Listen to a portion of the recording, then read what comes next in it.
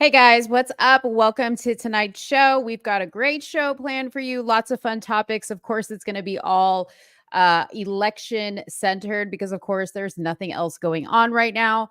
So, just to give you a taste of what we're going to talk about, we are going to be obviously speaking about the comment made at the Madison Square Garden Trump rally, where comedian Tony Hinchcliffe made some questionable comments about the island of Puerto Rico and some other things. Was it a hit, a miss, or was it the truth? Also, we're going to be talking about obviously Donald Trump and Kamala Harris are making their final rounds to do their last interviews and rallies before Election Day. And Soonie and I are going to react to some of the fire clips we have been seeing out there. There's tons of stuff for us to react to. So hopefully we'll be able to get to it all. Also, if you didn't catch it this morning, Trump unveiled a new compensation plan, if elected, that he will be putting in place for victims of migrant crime. So these are people that are affected by migrants who have come into this country and committed some type of crime against them or their family. He's going to create a compensation fund that's going to help pay restitution to those families. Last but not least, hopefully it won't be the last thing. You know, we always like to throw some extra stuff in there, but it seems like Kamala Harris has waved the white flag of surrender in North Carolina, and she has pulled $2 million in campaign ads that she was set to spend in the state of North Carolina. So we will talk about that. And did we mention that allegedly she paid Beyonce $3 million to perform or not perform, to speak at her rally? We'll talk about that and more. Make sure you get a snack, get a drink, sit back, and the show starts now. You are now tuned into Somewhere in the Middle with Soonie and Mo. Hey, hey, hey, hey. Hey, hey, hey, hey. Hey, Don on the beat. Hey, I got so many ops. Everywhere I go, I got so many ops. so many ops. I know they plotting against me. I know it's hate, they wanna kill me, but please don't tempt me, cause I got so many Glocks. Hey, ain't none of them empty. Jesus said they would hate me too. That's how I know it's envy. I got so many ops. I know they plotting against me. I know it's hate, they trying to kill me, but please don't tempt me, cause I got so. What's up, guys? Oh, my background's gone. What's going on? Something had to go wrong. My intro was finally fire. It was back to fire mode, and now this. Back now to fire mode. Now you're having technical difficulties there in the background. Look at that. Yeah. Straight boomer status. Straight boomer status, I tell you. The hell? What the hell? What tarnation? That's what my best friend says. What tarnation? Is it tarnation, Soonie? Tarnation. Not tardation. First of all, I didn't say that. What? You said what in tardation? I said what in tardation. Not tardation. What in tarnation? What in You don't understand. This is why I say you're not from the South. All right. Texas is not the South. Y'all don't even understand the Southern drawl. Yeah. She heard tardation. I said I'm in the South. tarnation. I'm in the South. Okay. No, you're Okay. No, you're not. Yeah, Marlena, if you add up all the minutes that she actually spoke, yes, she got paid about 10 minutes. That is correcto. So what you're saying is Kamala Harris decided to go use our money to pay some robot ass singer to say what she said on the stage and then leave. Easy now. Okay, I do not need the beehive in our comment Man, section. F that beehive. Come get some, you little bums. I don't care. No. Dude, they're like What the does Demi Sam Lovato. Hill? Bro, my mama used to say that. What does Sam Hill is wrong with you? I'm sorry. What Okay, in I'm Sam sorry. Hill? All right, What's so the Demi Lovato Marlena's what? Demi Lovato fans are crazy. Okay, the beehive. When the beehive decides to like sink their stingers in you, you're done for. Okay, I just want you to know that. So if The you're beehive can go sit on one and rotate and then go you're with play the in beehive. traffic when they're done. How about that? How about that? If you're with the beehive, I mean no harm. Okay. Y'all got Mo over here shook. Wow. What the I'm heck? pandering. I'm You know pandering. We're I'm not gonna tap say who you dancing. pandering to. Nope. I'm not tap even dancing gonna for say- the beehive. Doot, doot, I doot, doot, can't- doot, I doot. can't believe what I'm hearing right now. Yeah. Well, you know, I'm hurt. I'm trying to protect our fan base. All 300. Just joking. All What right. up, y'all? Marlandon says, I feel too good about this election. For some odd reason, I've never felt like this about an election before. It's 'cause I you felt watch people like me. well, to be honest, what I it had to is. remind myself I did feel this way when Joe Biden won. I thought Trump was going to like I squash didn't. him. And I you did didn't. it? I felt like crap that whole day. I was like, bro, he's not gonna win. I don't know. Really? It was like at some point, swear to God, I put this on my children. At some point during that, when they were counting and it was taking Yeah. forever, I said, we're gonna wake up and he won't be president. And I wasn't even like, of course, I was like, what the, like they really pulled this off, because I thought, Yeah. you know, when you're one of those, I'm not one of those people. Like I don't prepare. Like I'm not hoping for the worst, Yeah. but I'm always preparing myself mentally. Like this, like the what if. Yeah. The what if is always right here. He could lose. So let me just not even get all excited.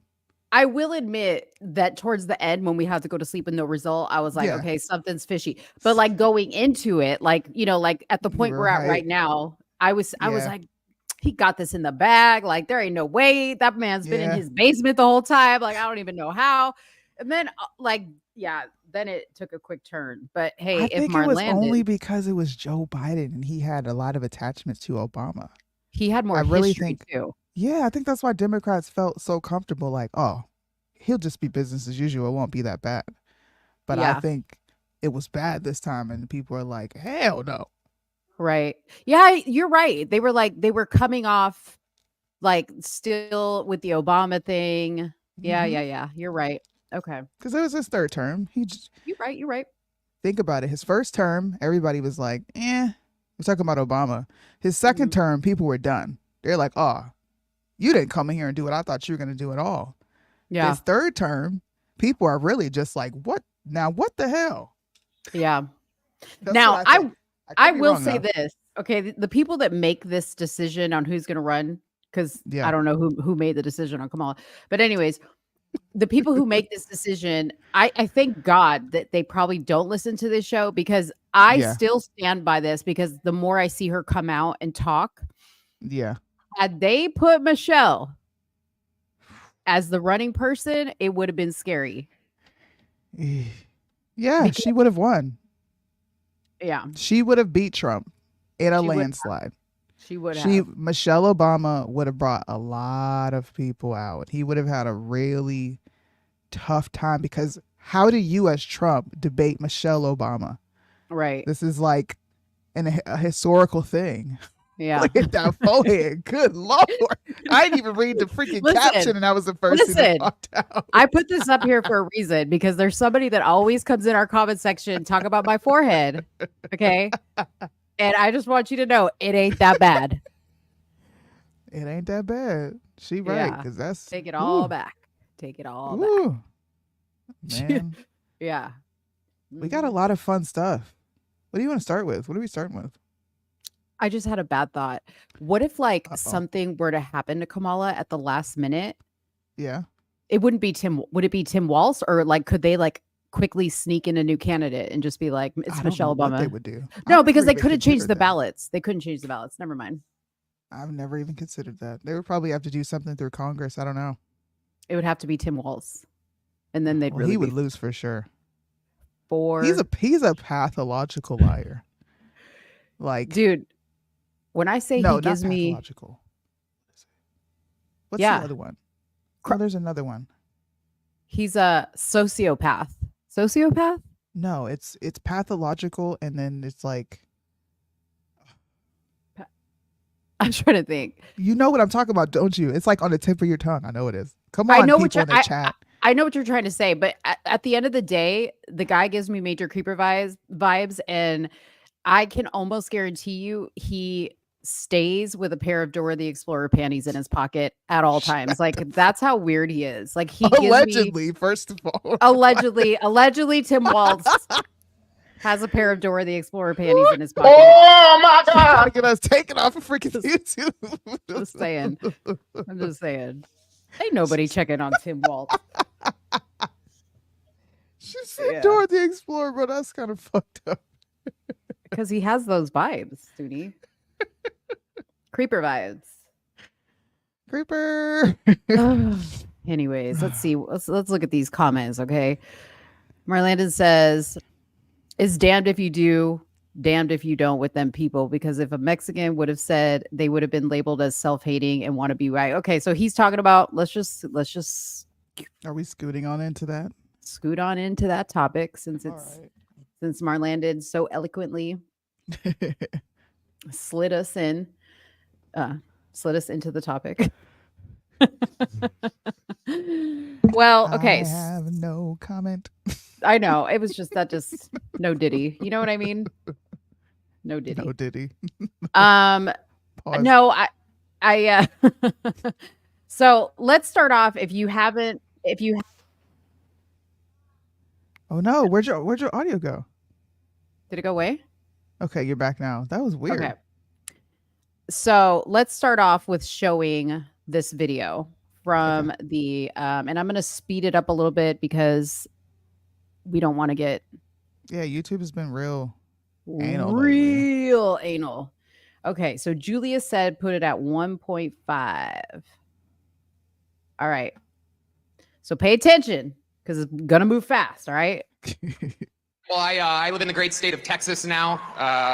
18 years in Ohio, 20 years in California, and I got to see California turn to absolute horrendous thing. And traveling the world, I got to see San Francisco turn into one of the most demented cities, one of the greatest downfalls I've ever seen. And that is where the other candidate worked for 2 decades. And So I say he started with the truth, right? Yeah.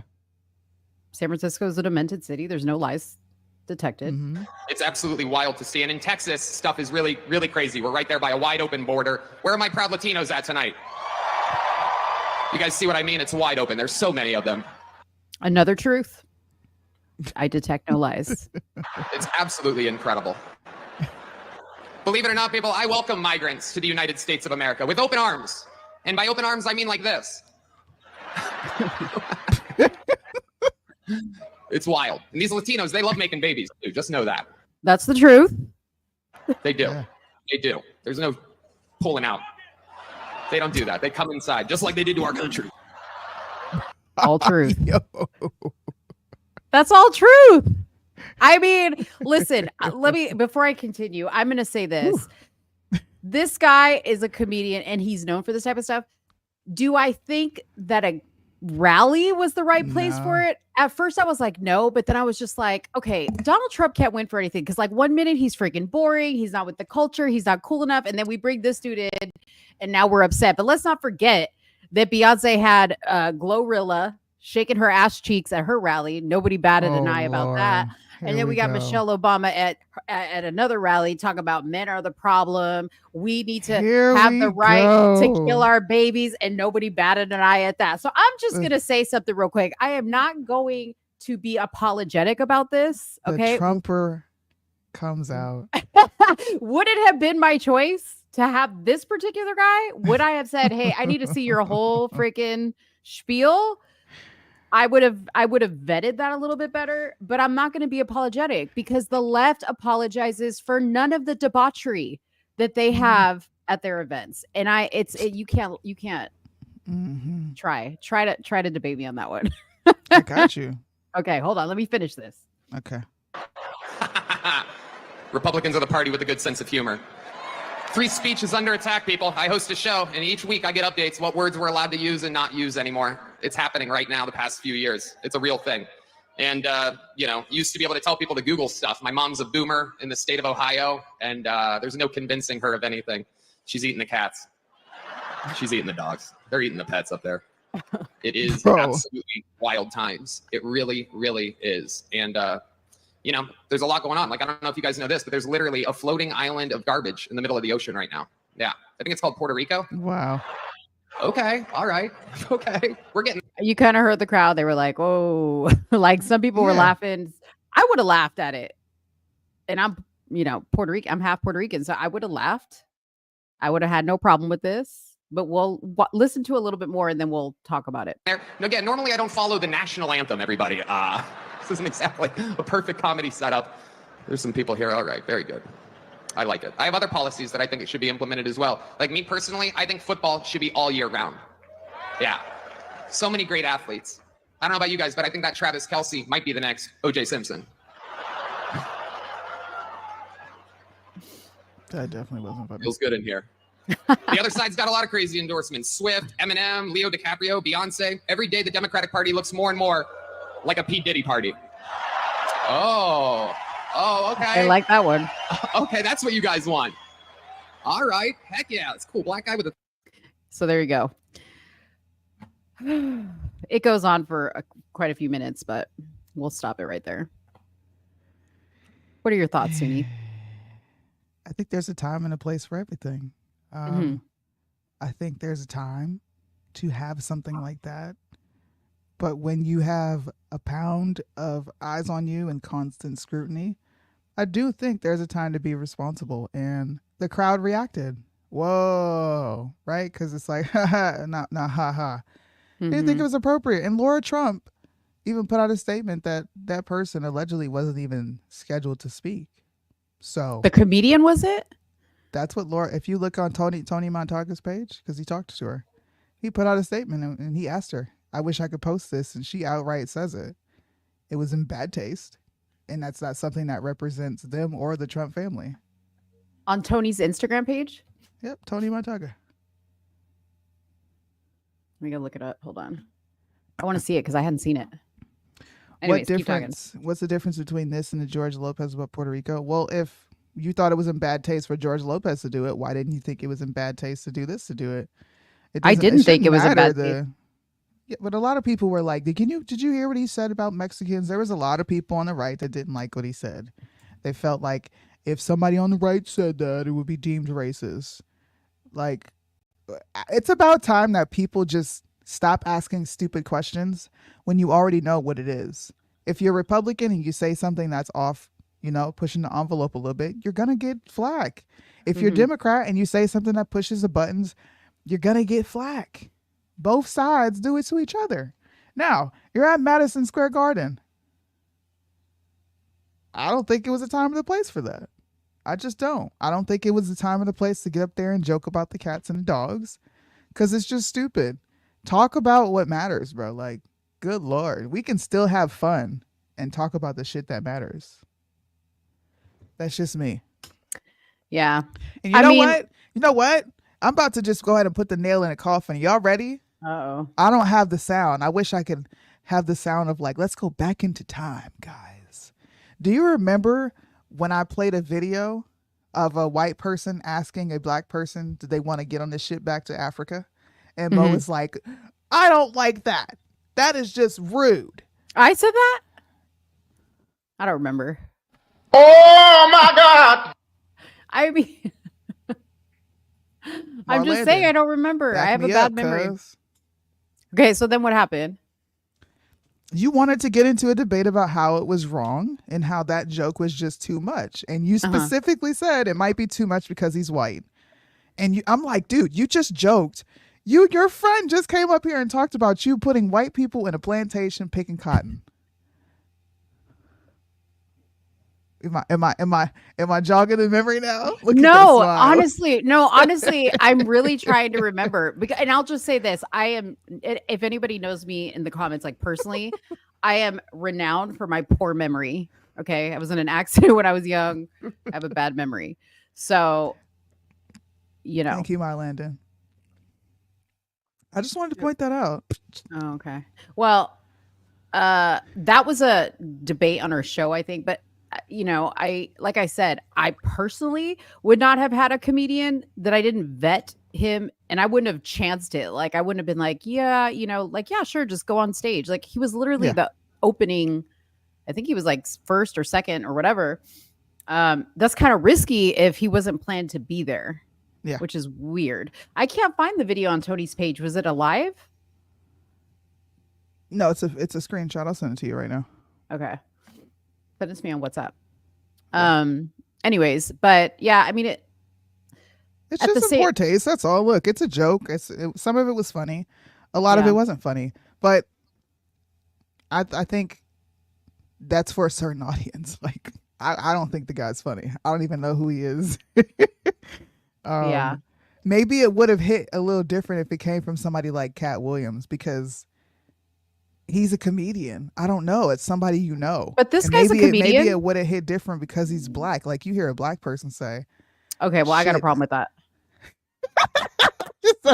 I do have a problem with that because I feel like you shouldn't have to be a certain type of comedian. Comedy Why is not? comedy because No, it's that's not, just bro. good. I don't agree with that. No, no, no. Comedy is comedy. Just like I didn't have I don't even like George Lopez, but I love George Lopez's comedy because his take on Latinos and like the Latino family is spot on. Okay. Now, if somebody who was like a white apologist, okay, heard it, they would be like, oh my God, like I can't believe you said that, but like to us, it's real. Who said that? Who said that? Was it Marlandon? Dude, you always gotta have a slick ass mouth. It was me. Oh, okay. It was anyways, me. anyways, I'll play the George Lopez thing so y'all can see that. But okay, so this is what it said. Believe me, we are all upset. Hold up just a second. Lara Trump's picture is this thing right here. I can't make it any bigger. But what is this shit? She looks naked in this picture. That ain't Laura Trump. Hold on.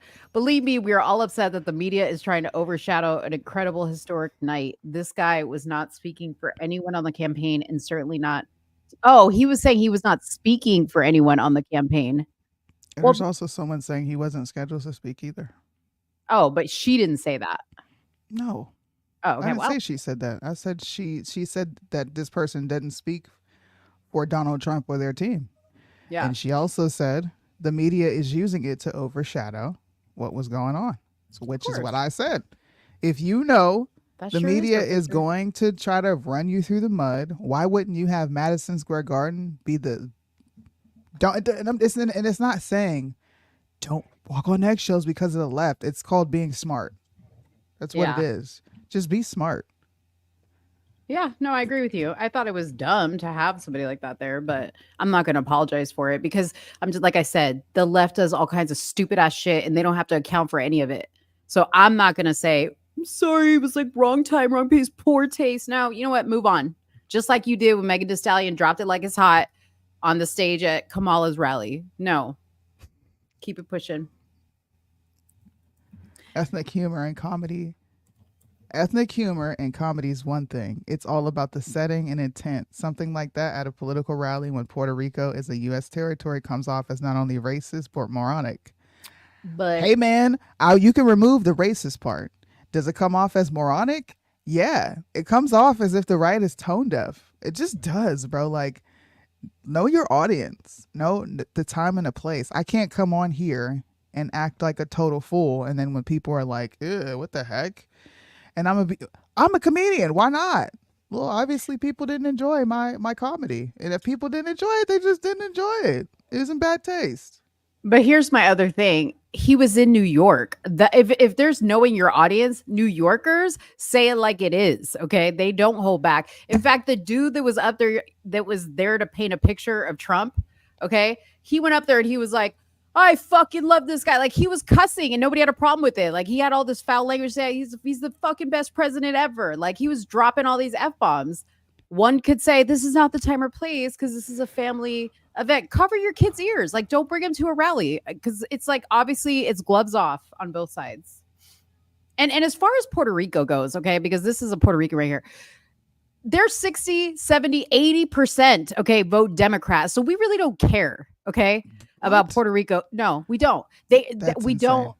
No. Puerto Ricans are mainly Democratic voters. So whether they want to take that and let it hurt their feelings. And I was with some Puerto Ricans this weekend at a rally when this news broke and they were just like, whatever, man, whatever. Like, it's not going to change anything for us. We know what's up. And I'm like, exactly.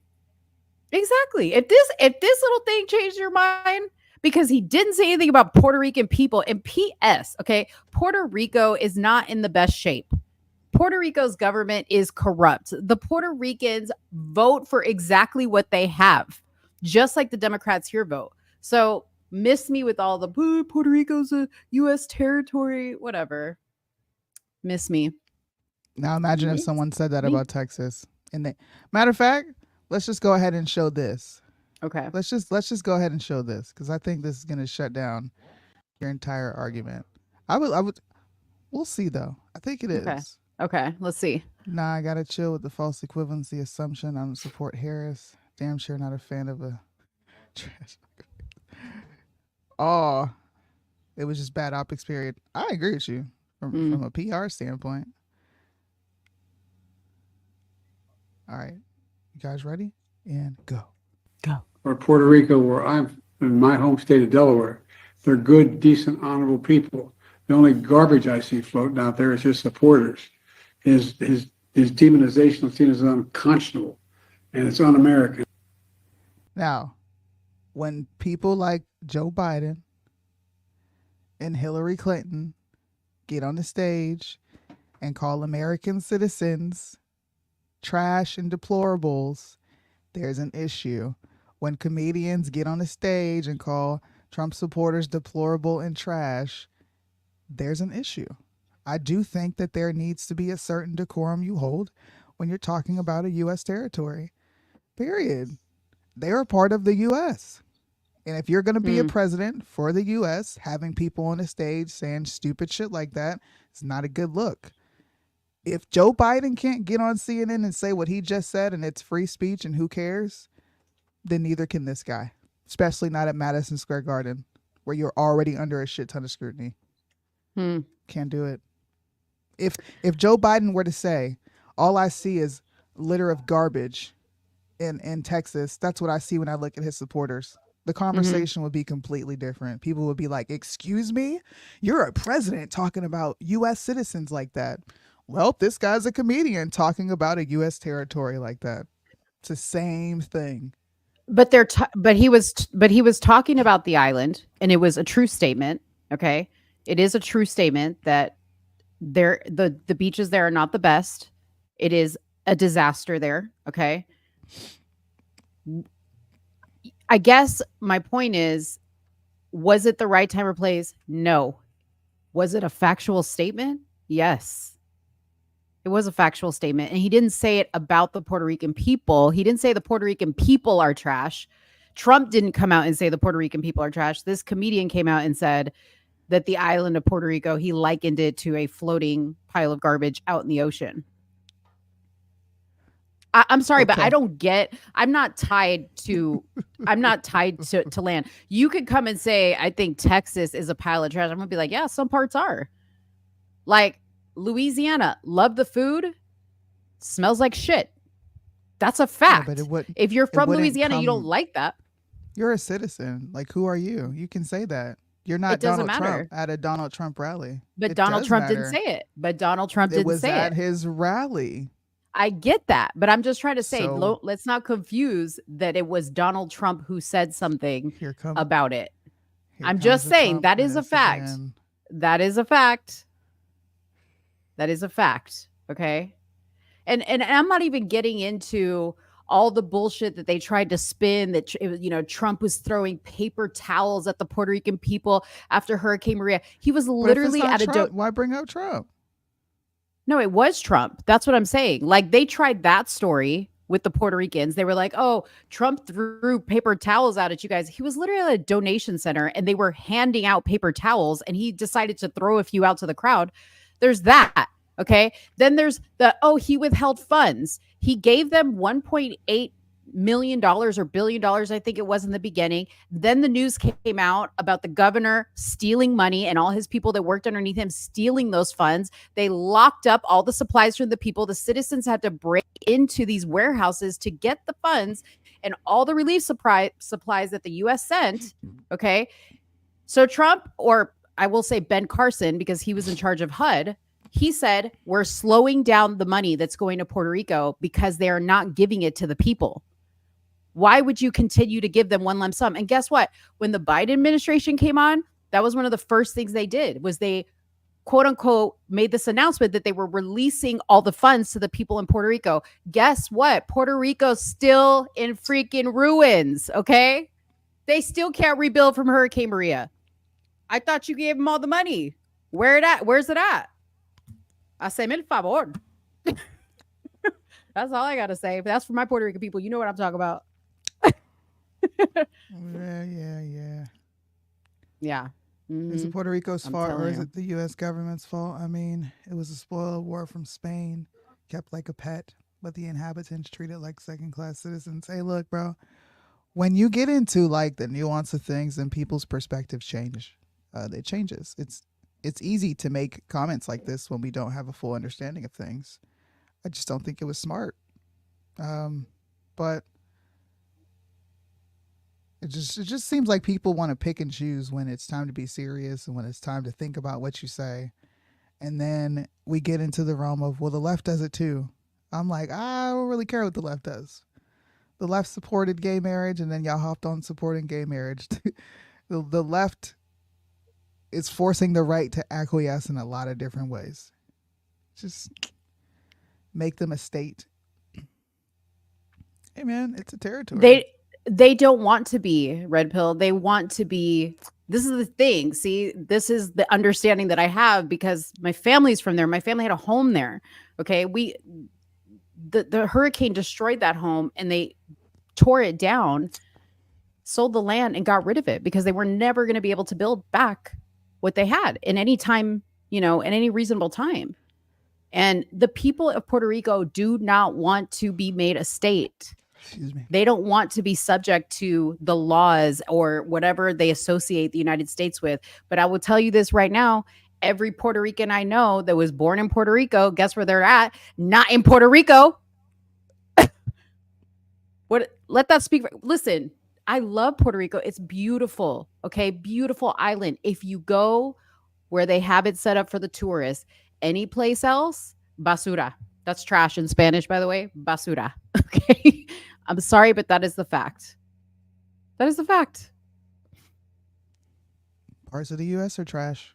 Yeah, Does it that is. mean that the U.S. is trash? No, it doesn't mean that the US is trash. And just because Why a comedian said it doesn't necessarily mean that it's trash. What if a comedian said that?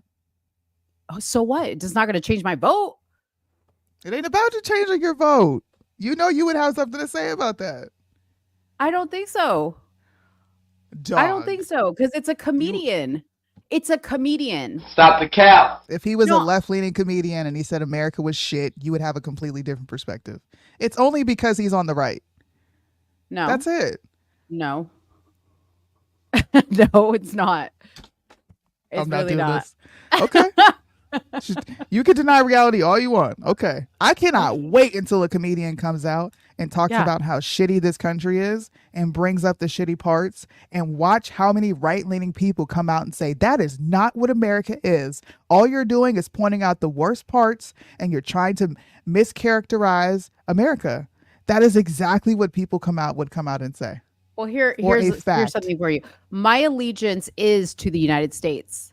Here I don't pledge an allegiance to Puerto Rico. I don't Yo, pledge an allegiance to Puerto Rico. Somebody get my tap dancing video right now. Where is that video? No, I don't pledge allegiance to Puerto Rico. Stop the cap. I don't. I don't. I don't Now it's about care. pledging allegiance, or is it about erroneous statements? No, I just like maybe if a comedian came out and said America is crap. First of all, I'd be like, why are you having a comedian at your rally that's talking about our country? But I don't give a damn about Puerto Rico. I don't claim an allegiance to Texas. I don't. So like if you want to come out and talk shit about Texas, talk shit about Texas. But if you're a comedian, come on, man. The things I laugh at with comedians are the shit is like the funniest stuff. The whole thing about comedy is you take something that has a negative connotation and you make it funny. I'm sorry. I just have, you know what it is, Soonie, is you Hey, look, know and guess what? And guess you're a what? stick in the mud. Right-leaning people act like crybabies. The second Saturday Night Live said some crazy shit about Trump. They act like crybabies. What'd they say? But when their What'd they say? comedians get on stage, they made fun of Trump for 8 years straight. Okay, I just want to say Alec Baldwin making fun of Trump on Saturday Night Live was one of my most favorite skits. Like, I love when people make fun of Trump.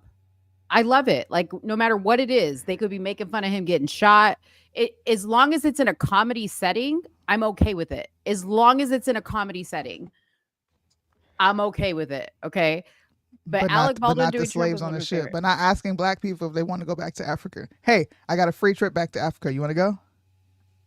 No, you You're didn't talking to like me? that joke. Yes, you. I honestly don't remember that. Like, I'm gonna find this clip. Yeah, I need you to find it. Yeah, because your friend came up and called you out and showed the picture of you putting white people on plantations. I said, I don't want to hear nothing else from you for the rest of the day. Okay, let me play the George Lopez clip because Sooney's Okay. pissing me off.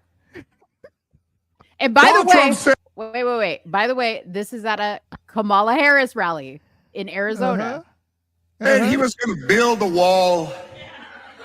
And George Lopez said, you better build it in one day, because if you leave that material out there overnight.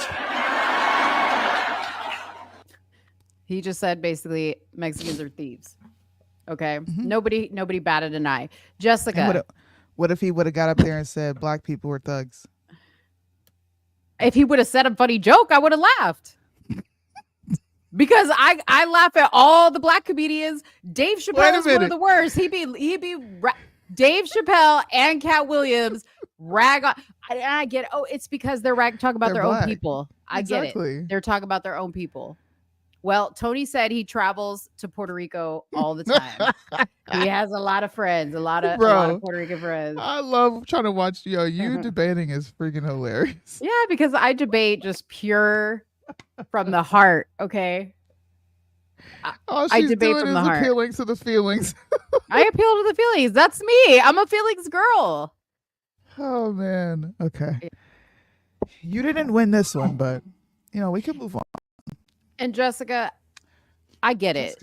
They fight for our country, but we're not talking about Puerto Ricans. I'm a Puerto Rican. Did I cry? Did I go bang on the door at the voter office and be like, let me change my vote? No. She definitely freaked out when she saw that white man asking them black folks if they want to go back to Africa. I don't remember that. Listen, despite that joke, I would crawl on broken glass to go cast a second vote for Donald Trump. I'm about to go find him. Go take that to the bank. Oh man. Anyways, so that's our thought. That's my thoughts, at least. That's Soonie's thoughts on the Tony Hinchcliffe. We clearly do not meet somewhere in the middle on that one. Not on this subject. No, we're going to be on two opposite sides of the spectrum here. Yeah, it's okay though. It's not that big of a deal. Is Jessica? Are you Puerto Rican? But your thing says Aloha TV. Maybe you're from Hawaii.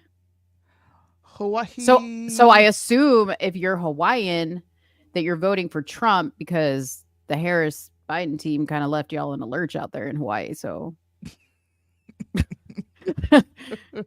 just saying. Just saying. I'm just saying. You might want to go.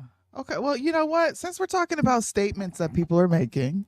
Okay. How about I run a few statements and we'll see what you think about these, and watch the energy flip, you guys. I just want you to watch it in real time. Don't do that. Don't set them up for whatever my reaction. You never know what my reaction is going to be. I surprise you every time. Okay, we shall see. Are you guys ready for the first clip? Yeah. Do you agree that black men who are not voting for Harris and who didn't vote for you, as the pastor sees it, are misogynist? As he said, misogyny is still real in our community.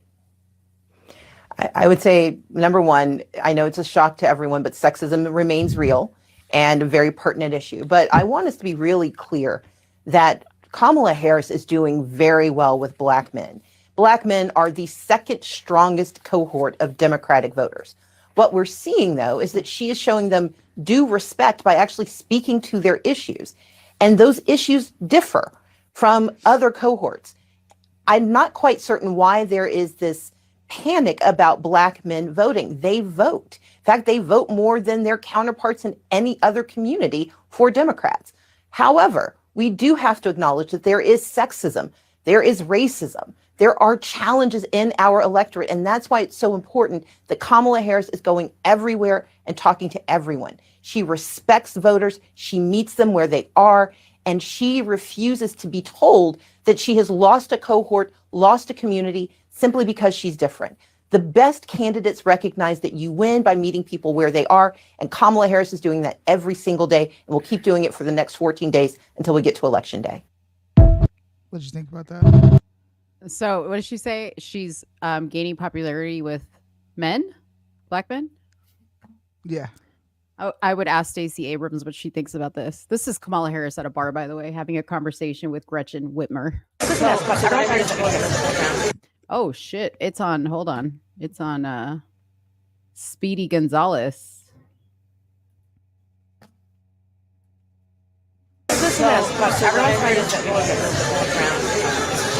Yeah. Oh, we have microphones and listening to everything. Oh, I didn't realize that. Okay.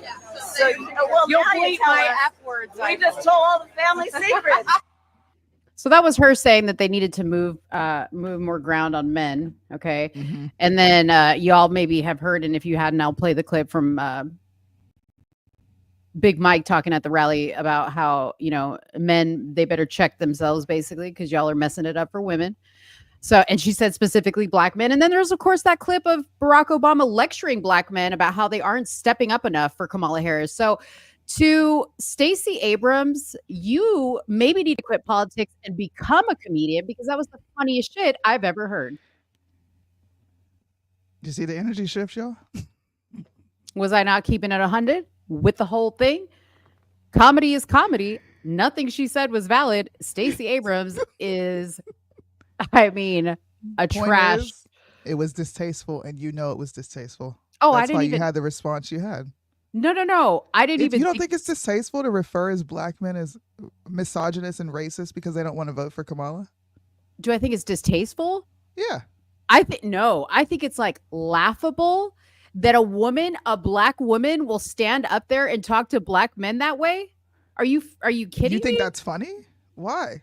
I think it's hilarious because it goes to show who's running the show over there.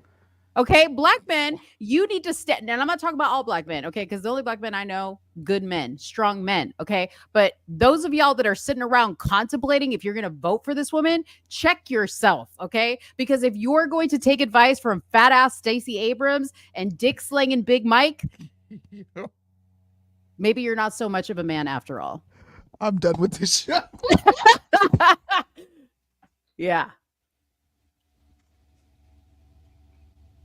I'm hot tonight, man. I'm hot tonight.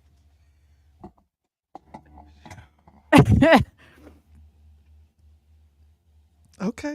I say bring back misogyny, bring back misogyny. Well, how they define it, because they define misogyny in such a loose way. Like these days, if you're a man who wants to run your household, if you're a man who opens the door for women, if you're a man who wants to work and provide for your family, that's now labeled misogynist to these people. Like they're crazy. Like they live in cuckoo land.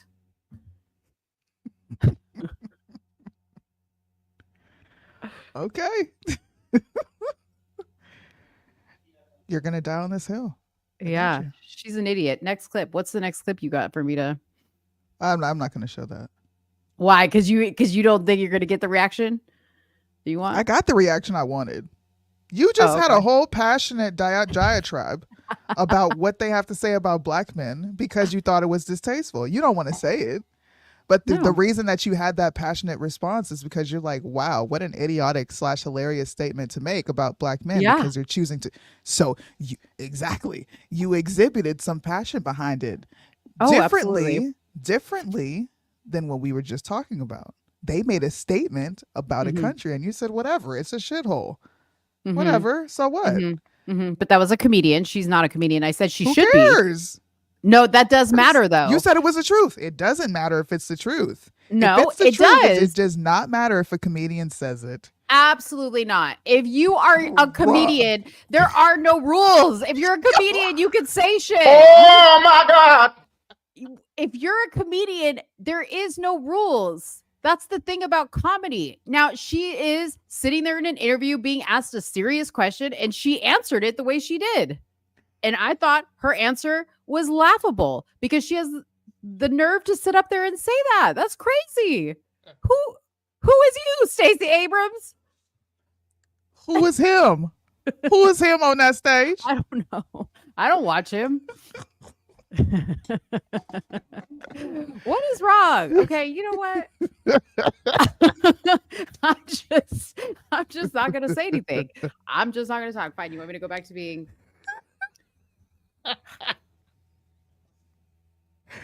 Yo, you're such a baby. what? What'd you say? I'm a baby? You're such a baby. I'm Why? not talking anymore. Yeah, I'm not gonna talk anymore. I'm not gonna talk anymore. Yes, you are. You're gonna talk because I'm gonna show you something 'Cause I that's can't gonna help make you it. want to talk. Because I can't help myself. Ugh. I've had a rough week, man. I've had a rough freaking week. Just let me live, okay? Just let me breathe. Let me breathe, okay? Let her breathe. Okay. Ooh, Richard Pryor can say stuff about elected officials shouldn't. What? What? Do you know what that says? Did I read it wrong? Richard Pryor can say stuff officials shouldn't. Like, she's making my point that, like, comedians can say stuff, but an elective official shouldn't say the same thing. You guys are right wingers. Taken It's differently. okay. No, she my girl. She my girl. Y'all like, just go ahead and throw your R's up. Pull your red flag out. Throw your R up. We know where y'all at with it. Richard Pryor can't say anything unless you got a Ouija board. That's messed up. Channeling the dead. Yeah. That was actually pretty funny though. All right, y'all. I did a brief reaction to this earlier on my channel. Okay. And I thought, this is freaking hilarious. Kamala Harris openly admits that she just really loves the culture, but she's not really black. Did you guys see this? I love this interview to death. I thought that this was a very good interview. I thought that Shannon Sharp, you did a good job of softballing her and exposing her at the same time. I appreciate quality journalism right there. Let's just go ahead and run this clip. My mother, she understood that there is a community that she wanted her children to be raised in. Mm-hmm. And she was very intentional and purposeful about that. Mm-hmm. And so I always say to people, even when I took the stage as the nominee for the Democratic nomination, that, you know, there is the family that you have by birth, and there is also the family you have by love. Uh-huh. Yeah. That's interesting. Play cousins. Yeah. I said, that's what I said, right? I'm like, okay, I got play cousins. But then she kept going. Listen to who her play cousins were.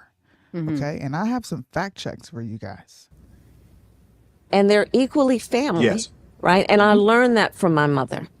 So my mother, I had all these aunties and uncles. My Uncle Sherman, who was one of the first black men to graduate from Berkeley School of Law, who, when we were young girls, sat us down and taught us how to play chess. Because Uncle Sherman said, you need to understand how the chessboard works because that's the way the world works. Now, Uncle Sherman. Wait a minute. Sherman. Wait a minute. She came from a middle-class family, right? Uncle Sherman graduated from a Berkeley School of Law? Berkeley. Yeah. Yeah.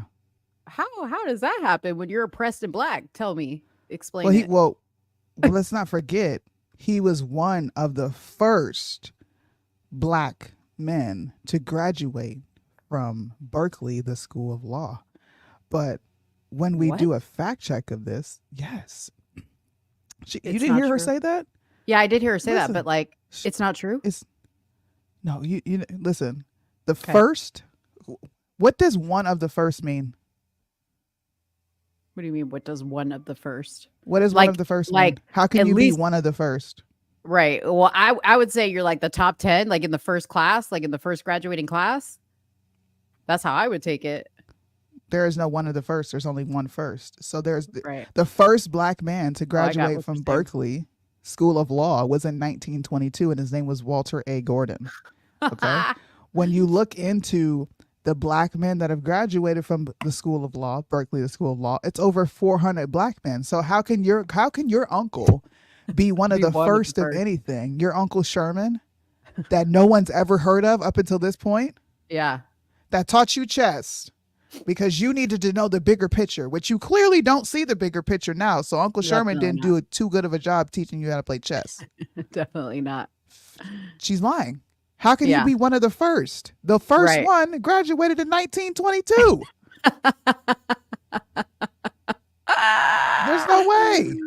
Oh man. She's Right. so funny, man. She is so I'm telling you, you know what? Her, Stacey Abrams, and AOC, they should get together and do the Queens of Comedy tour and take it on the road.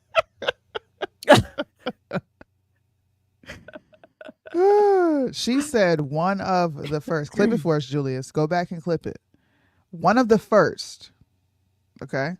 And apparently, Mr. Sherman, aka Walter, he's still kicking and screaming. And then wait a minute. When you look into her family member named Walter, Walter lives in Jamaica. And Walter, according to the math that some of my people did in the background, shout out to Sidham, shout out to FAFO. Yeah. He would have been he wouldn't have even been born back then. Cause he's 50 now. So how could he have been one of the first teaching you to play chess when you were a little girl and you clearly older than him? That's just like Grandma Beryl. How'd you get a picture with her when you weren't even born by the time she died? And this is cousin Walter. Yeah. So Kamala. Why he look like what's that movie? The Disney movie about the Samoan Moana. people? Why he look like the dude from Moana? Stop. But it gets better, y'all. That was just Uncle Sherman. Keep going. You're going to be different players with different moves, and you need to see the whole board. My mother raised us around, like my auntie Chris, who went to Howard in the 50s. Her auntie Chris that went to Howard in the 50s. Who is this woman? I don't know who Auntie Chris is. We couldn't pull nobody. So we know that there is like a Christian or something family member like on her, I think it's her mom's or no, her dad's side of the family, the Christian family or something like that it's called. So there is an Auntie Chris somewhere in the lineage. I just can't remember where she falls. But she ain't. This is the mama though. This is who the mother had her around. Yeah, but I'm saying there's probably somebody named Chris named in after the family. Yeah, sure. Yeah. But riddle me this: Oh, Lord. how are you living? You're a middle class family with all these black people going to these prestigious colleges. Because she wasn't from a middle class family. Because exactly, you weren't. You lived above your nanny.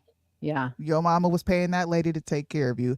And your Aunt Chris is what inspires you to go to Howard, not black culture. Okay.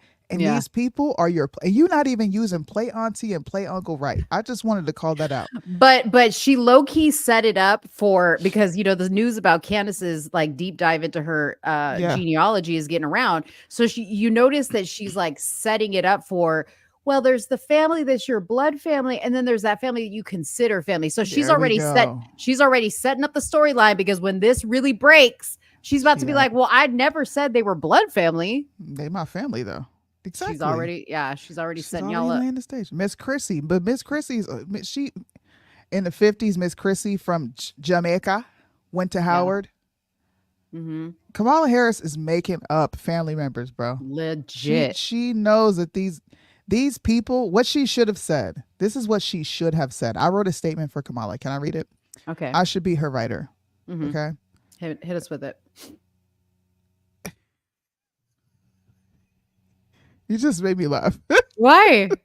Because I said hit us with it. Hit us with it. Hit us with it. Hit us with your statement. This is what Kamala should have said. Listen, I'm not black, but I feel an affinity and attachment to black culture. And these people that my mother put in my life really gave me that passion. And I love them so much so that they are like my family. Even though we're not blood related, we're still family. That's all she had to come out and say. Listen, I'm not black, but I really dig y'all's culture, bro. Mm-hmm. I dig it. Okay. But here's my scathing response to Kamala. If she ever comes across Soonie and Mo's show, somewhere in the middle. Okay, this is what I want you to know. Okay, let her It have is it. essential to recognize and respect the distinction between cultural heritage by birth and cultural heritage by connection. Why am I Facts. saying that? Because I can't walk up to a Jewish person and say, I am now Jewish. They Mhm. have certain traditions that I don't necessarily follow, right? Yeah, So would yeah, I be welcome like that? I wouldn't. But yeah. it's important to know the distinction through community and friendships. When someone highlights their connections and influences as family by love, while Mhm. carefully avoiding the subject of biological heritage, what does that do? It raises questions about the authenticity of that person. This makes me think that Candace Owens scared the living shit out of this woman She because she's did. been walking around calling herself the first African American VP for years now. Yeah. 4 years. Before then, she was calling herself the first black female Yes. elected senator. Yep. Okay? Yep. So, show respect for any culture. Just acknowledge your own roots and stop pretending to be a part of this community when you're truly not. When you're speaking from friendships and connections that you have made, that's amazing. I have friends that have become my family. Yeah. But you're not going to catch me saying, no, this is my real sister. Erica's not my real sister, and I'm not Mexican. Yeah. She's And not. honestly, like, because we all know, like, she never really had a relationship with her father or her father's side of the Yeah. family, but according to her, her mom was very, like, conscious to Yes. raise her and her sister as two black women. How that happened, I don't know. Okay. Considering her mom, I don't know. There was no Her other mother black was an inch. influences. Yeah. Exactly. There was no black influences. Okay. Come But, on. I forgot what I was going to say. See, my memory is shit these days. What were you talking about? What were you saying that made me want to comment? I just said it's important to know the distinction, and it's important to don't try to sneak. She double spoke. This is my family by love. While Yeah. you completely avoid the conversation of your actual heritage when people question you on it. And Yeah. honestly, it only matters because she's lying. If she were being truthful, no one would care what race she is. But when Yeah. when you like purport something about yourself, I'm the first African American female president. That's Yeah. kind of weird, bro. It's just weird. What I was going to say was this. If she were to just say, "Hey, listen, I didn't have a great relationship with my dad. So, in order to kind of like have black influences around me, my mom had these people and I referred to them as Uncle whatever and Uncle Freddie Mhm. and Uncle Sherman, and that was to keep my black side of the family around me, right? Like, and she wrote a Right. book saying that and she was transparent with that. It would have been Yes. fine. But Yes. she make no mistake about it. She calls these people my grandmother. I remember when I was little, this, that, and the other. She doesn't Mhm. say anything about these people were like family members. Nope, she doesn't. And real quick, I'm gonna put something up here and then we'll go back to your video. Yeah. If you guys follow me on TikTok, I had posted this a while ago. Okay. So this was an interview that like mistakenly came across my YouTube suggestion. Uh-oh. And this was an Yes. Indian news source. Okay. So this was an Indian news channel. They were interviewing Kamala's aunt. Okay. Really? About this was when Kamala ran for when she was running with Joe Biden for vice president. Take a listen at the question. And it's funny because Candace was tagged, I think, over 500 times on this video. And she finally used it in her show today. Because I was like, you need to see this, Candace. Anyways, take a listen to this. She goes to every now and then Kamala and her husband call her and she goes to visit them. She stays with them for 4 or 5 days and cooks good South Indian food for them for 4 or 5 days and comes back. Ma'am, looking ahead, Kamala Harris has also said that I'm a black woman who's got into the vice president post, but I will not be the last. And many are also saying that she will be the future president in 2024. Your take on that? I don't know. I have no comment. Ma'am, I'd like to ask. She has no comment. Okay. He specifically said she will be the first black president and she had no comment. I'm just saying. All right, let's get back to Shannon Kamala, Sharp because Kamala. that interview was the best. Oops. Oh, Try to add you back.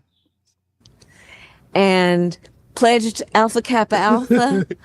And she was one of my incredible role models growing up. And that was one of the big reasons I wanted to go to Howard University and pledge Alpha Kappa Alpha.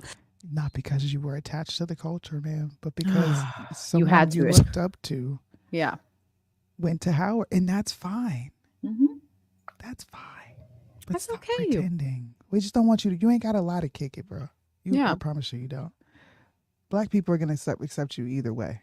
Yeah. They are. So why you got to do all that extra stuff? You sit up on Right. TV telling fibs, Right. making up stuff about your granny. You get your granny is not even really your granny. It's just getting bad out here. And the Yeah. reason that this matters, like I said, is because it's just deception about a small thing that doesn't matter. Something small, so small and so little as race. Yeah. You're making it this massive thing and creating an elephant in the room. And when people go investigate and then we get to extrapolate from your words, your auntie Chris made you want to go to Howard because you looked up to her. Yeah. Go to Howard. Go to Howard. Pledge Alpha Kappa Alpha. I mean, Alpha, whatever it was. Okay. You AKA. dated Billy My Brown. auntie's an AKA. You dated Montel. We get it. You have a, you have a Like- preference for black men. I don't know how you ended up with Dougie, but you did. I don't know how you ended up with we Tim know Waltz. how. We know how. Well, We know what he is. We're not You know gonna what? say it, but we know what he is. Yeah. Yes. You know what's interesting, and we'll dig into this. I don't want to get digressed from this because I want to go more into this interview. But I did a search today because I was like, what the hell does Doug Emhoff do anyways for a living? So I had literally spent like 30 minutes today scouring the internet to find out what the hell Doug Emhoff does.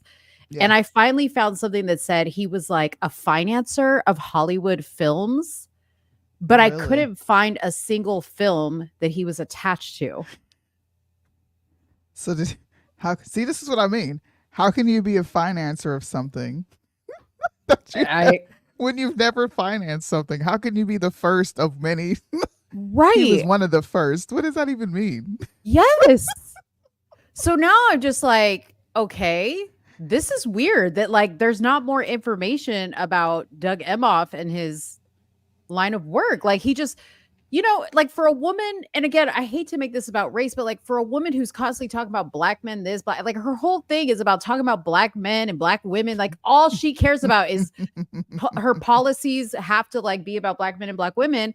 Why do you got a white VP? Why are you married a white man? If black people are so important to you, bring them up. Why didn't you put a black VP as your running person? There's plenty of more qualified black Jamal men. Bowman. I thought she was gonna pick him. Right. And He don't was tell poised me to be the Speaker of the House. Don't tell me Waltz Come just on, I had mean, better Hakeem polling. Jeffries.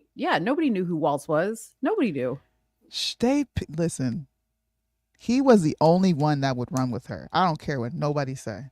Yeah. Nobody else wanted to run with Kamala. She called and they said, hell no. Yeah, he was like 15, like number 15 on the list. And he was like, oh God, yeah. He was like all excited. You know how he is. Like he's just weird. I'm a knucklehead, I'm a AKA knucklehead. liar. But Yeah, yeah, you I'll know. run with you. Another freaking liar. Kamala's a liar. Dougie's a liar.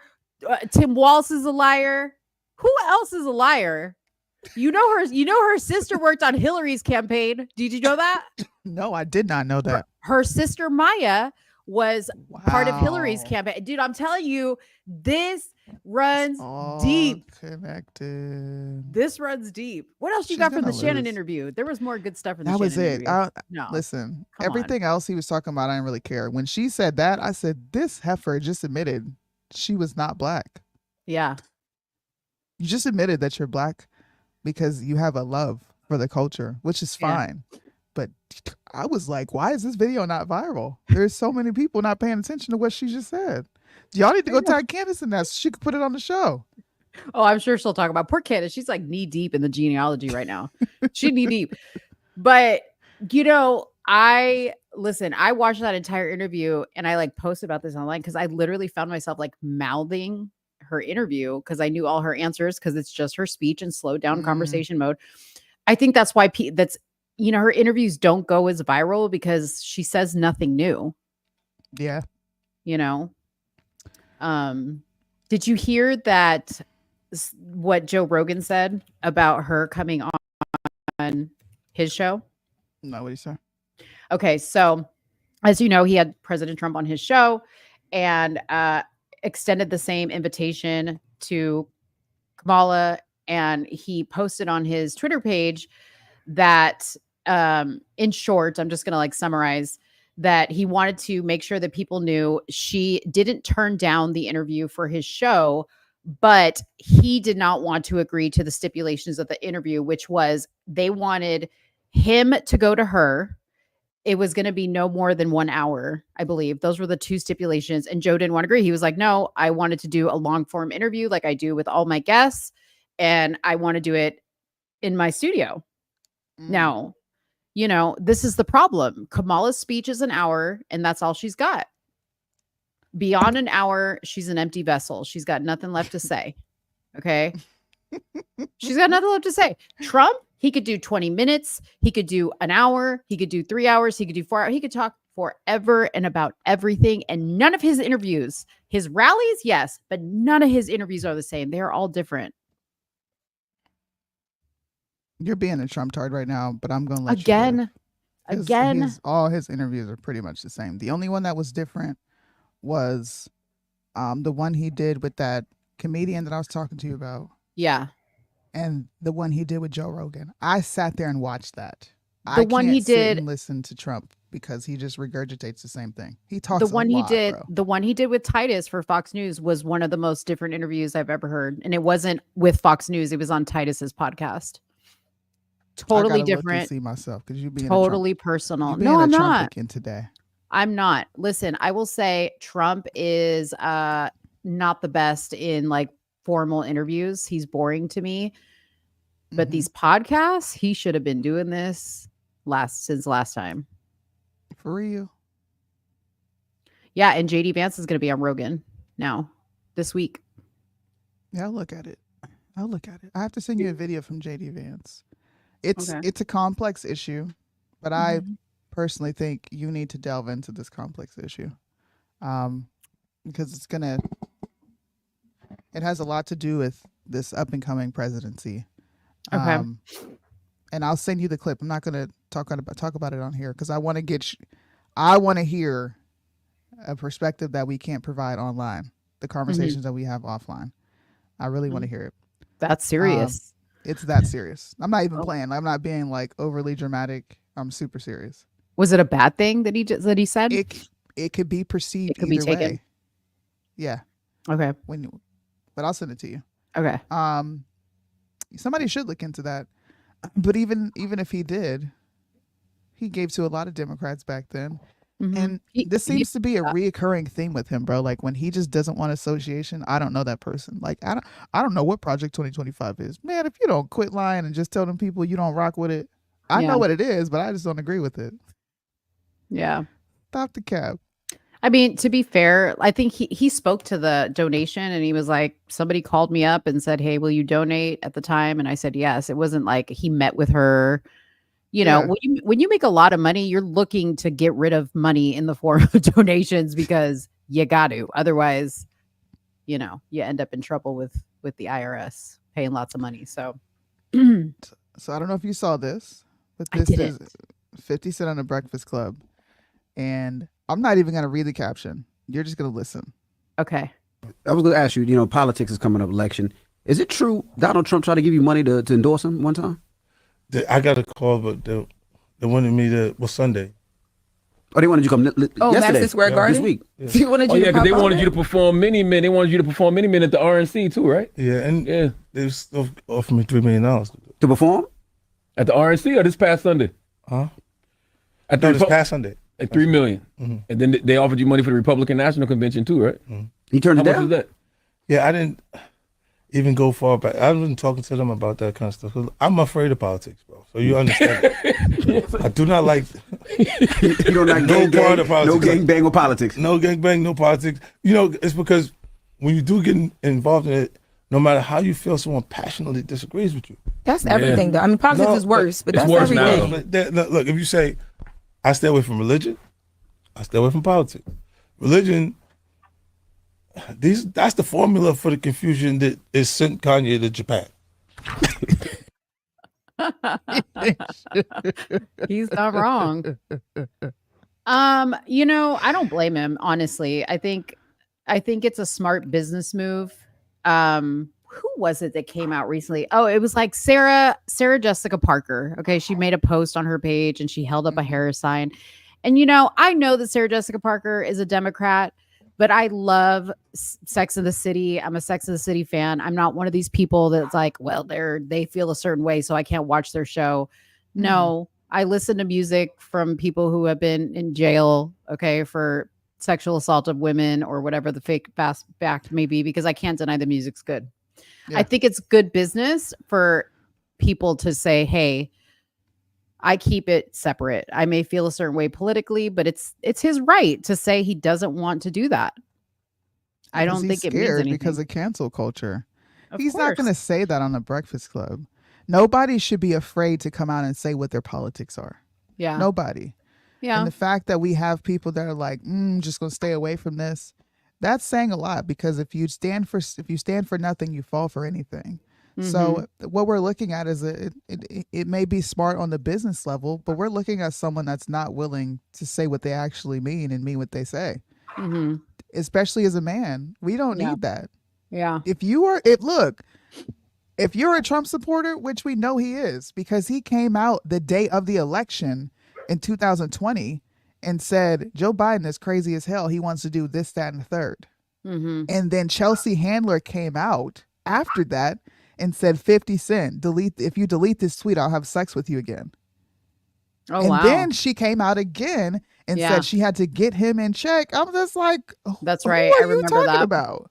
I remember that. I mean, you can't not you, but like people can't sit here and say, oh, 50 Cent's a punk, he's just afraid, because he's been known to say some crazy shit. And I think he's even working on some like wild documentary that's supposedly going to expose a lot of stuff with Diddy.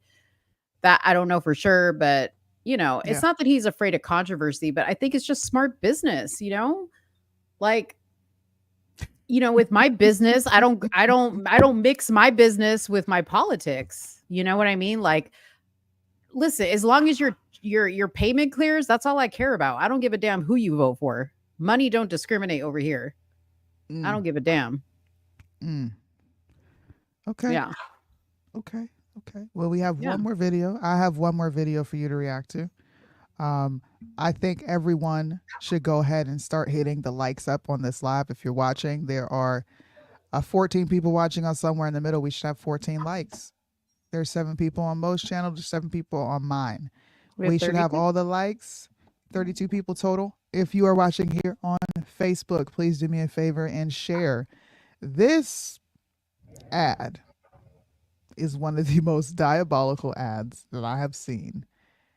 Even more diabolical than the pro-choice ad that they put out when they tried to label conservative-leaning people authoritarian. Did you see that one where he pulled her over and was like, where are you headed to? And he's like, I don't think so. Turns out you haven't had your period in like 3 months. Who the freak is what conservative is tracking a woman's period? I have to sing you this. This was an ad, dude. I reacted to this on TikTok and it went crazy. This was the craziest ad I've ever seen. Roll it. I want to see. This one is not the abortion one. This is completely different, but this one is crazy too. Okay. Your turn, honey. In the one place in America where women still have a right to choose, you can vote any way you want. And no one will ever know. Did you make the right choice? Sure did, honey. Remember, what happens in the booth stays in the booth. Vote Harris Walls. Vote Common Good is responsible for the contents of this ad. Now, what did you take from that? You're muted. I took from that their husbands wanted them to vote a different way, and they just lied basically and went in there and voted for Kamala Harris and Walls. And they just said, like, it's our choice. My body, vote, my vote, my choice. Yeah. That's what So I took. Did I take it right? you did. But the imagery in here is Yeah. often missed, right? If we Yeah. look at the room, there's American flags everywhere. This is her husband right Yeah. here. Can you guys see my mouse? The Yeah. blue? Okay. Yeah. This is the husband that is walking over to her so that she can go vote. And she's sitting here talking to this woman, okay? Look. Your turn, honey. Look at what's on the front of his hat. Mm-hmm. American pride, the white guy, right? The eagle. The eagle. He represents the white the enemy in this country, the white man, Mhm. right? And he says, "You ready to vote, honey?" Honey. In the one place in America where women still have a right to choose. In the one place in America where women still have the right to choose. I'm low key surprised that both of these women were white because these people. Okay, go ahead. Did you got a rhinestone American flag? Yeah, she's on all your decked hat. out. All decked out, right? You can vote any way you want. And no one will ever know. She was No gonna. one ever knows to begin with. The Yeah. only thing they know is that you voted. Yeah. They don't know who you voted for. They don't know what Exactly. party you voted for. They know how you're registered, but they know nothing about how you're voting. So why are you making it seem like this woman has to hide her vote from her husband for fear of what? Right. What married couple doesn't discuss politics even if they disagree? Me and my husband disagreed on politics Yes. for the beginning, a long portion of the beginning of our relationship. I was Yeah. a Democrat. Yeah. I openly shared who I was voting for. I didn't hide it. Why are we demonizing men? I don't get it. This is so crazy. It's it's crazy. I wish when I went and voted, I could have had like a little box like that so I could like give the eye to some chick across from me and be like, Dude, you're voting for Look- Trump, right? look at what she said. In the What is the voting catch? booth, women still have the right to choose. Women never lost the right to choose. See that You this can is same, still go get an AB. This is yeah, exactly. That's what I was about to say. These are the same type of situations where they're like, oh, you can go get an abortion and nobody will know. Nobody. I'm like, bro, what? Your vote is already private. What are we doing Right, here? right. That whole ad that I saw, I said, wow. There is no flipping way that they put this ad out to make it seem like you have to hide. Soonie, wait, what is this? Is that a what's his name? That's The Whoopi radio Goldberg host? and the black man in blackface. Yeah, that's No, that's not is Howard that Stern, that's the actor.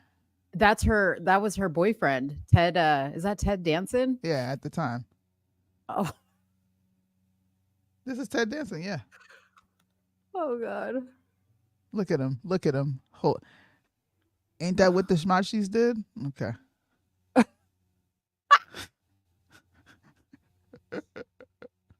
Oh. Be quiet.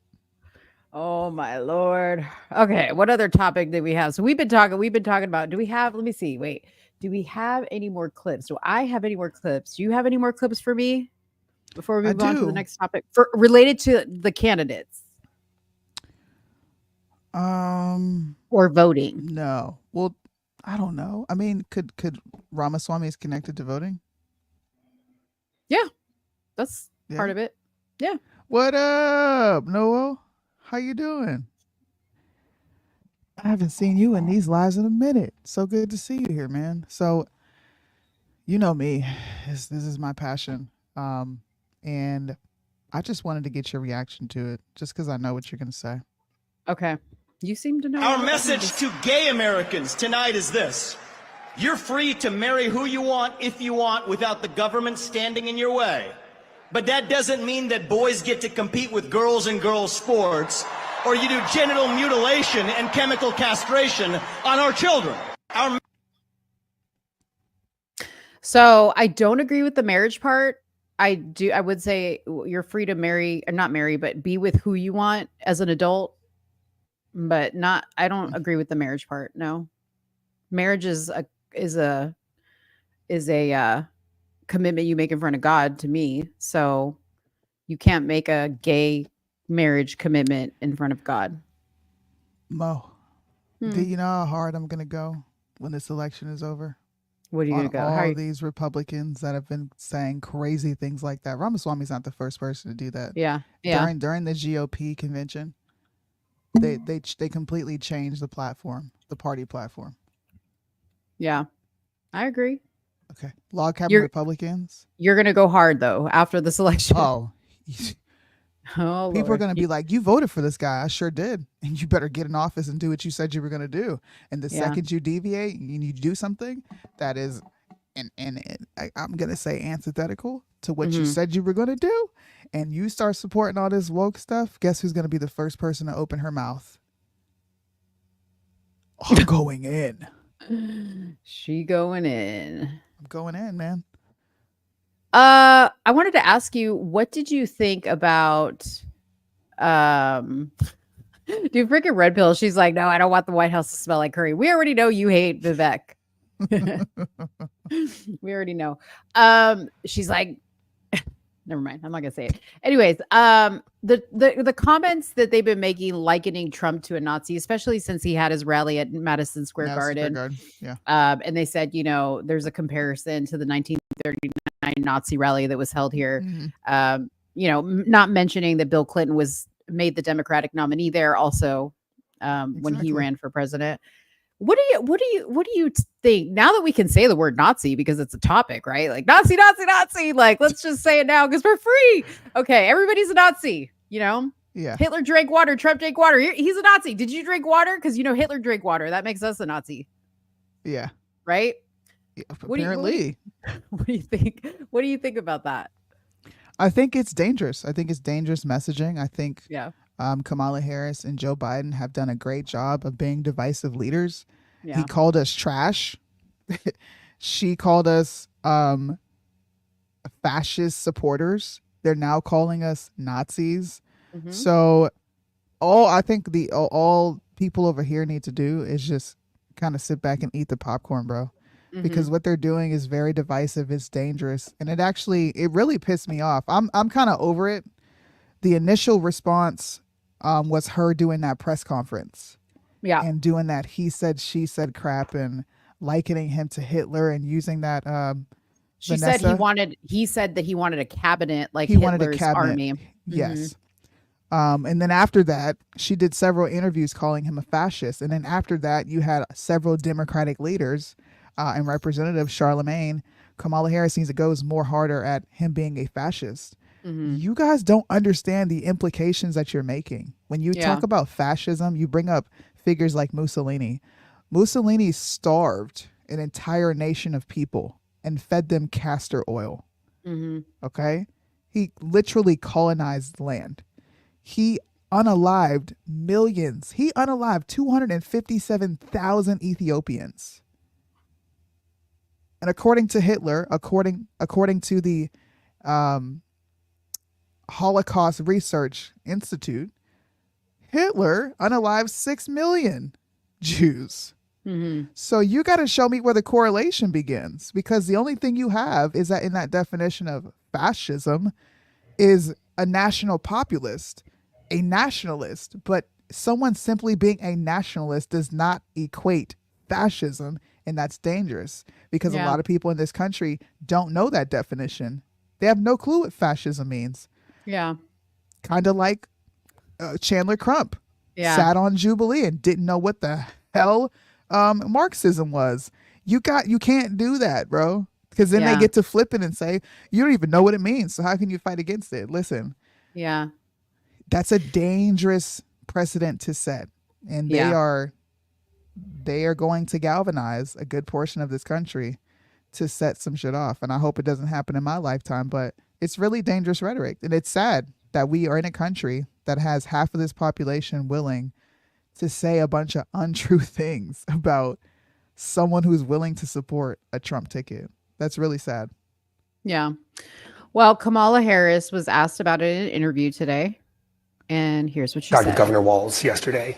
He compared Trump's rally on Sunday to that of one of the Nazi rallies in the 30s at Madison Square Garden. Do you compare that? Do you find that a similar comparison? Listen, this election is in 7 days, and I think the American people have a very clear choice. And on the one hand, you have Donald Trump, who is constantly fanning the flames of division and hate. You guys are literally Go ahead. You're literally fanning the flames of division and hate when you liken not only a presidential candidate, but Americans as freaking Nazis. Yep. What are you talking about? You're divisive. This entire administration has been divisive. You guys were divisive in your campaigning. You're divisive now, and you'll be divisive on your way out. Agreed. What sense does it make to call half of the population fascist or Nazis? Mm-hmm. I know. It's crazy. It's crazy. It's disgusting. It's gross. You want to see another funny Kamala clip? I do. I think from that same interview. Oh, God. I'm scared. I think it is. Daniel, you can come up. So, she was asked about President Trump calling for her to take a cognitive test. Donald Trump was on Joe Rogan, and he called you, Madam Vice President, a very low IQ person, and said, I think she needs to take a cognitive test. I think Kamala should have a test because there's something missing. There's something wrong with her. Donald Trump. She knew better than to respond to that. Say something. Say something. I gotta address this. Okay, so this is my friend Angela. Okay, the airport eyes.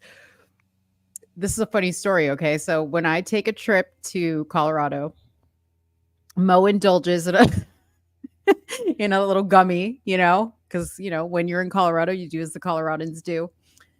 And I was in an airport one time with the girls, Heather and Angela, and I saw a raging she, I don't know what it was, liberal, standing to the side of Heather. Okay. So I'm trying to get Heather's attention. And at this point, the gummy has hit deep. Okay. The gummy has hit deep. Our plane is delayed, I think, or something, or we got there early.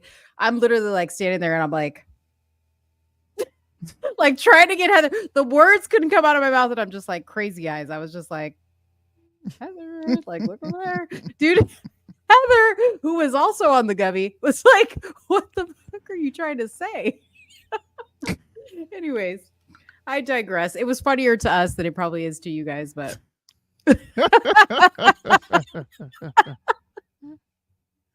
we definitely had to be there. I would have the giggles. It was so funny, you guys. It was so funny. What else? I think that's it. No, I wanted you to watch this Megyn Kelly.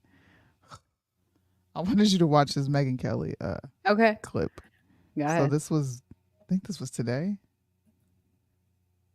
Yeah, she was complaining about the Trump rally, and she sounds like a total feminist, even though I hate she's her. not. She just has her moments where she's just annoying. It wasn't a Nazi rally. All that's nonsense. But I'm telling you, even for me, and I voted for Donald Trump last week, it was too brotastic. Okay? It was. You're trying to win an election in which you're hemorrhaging female voters.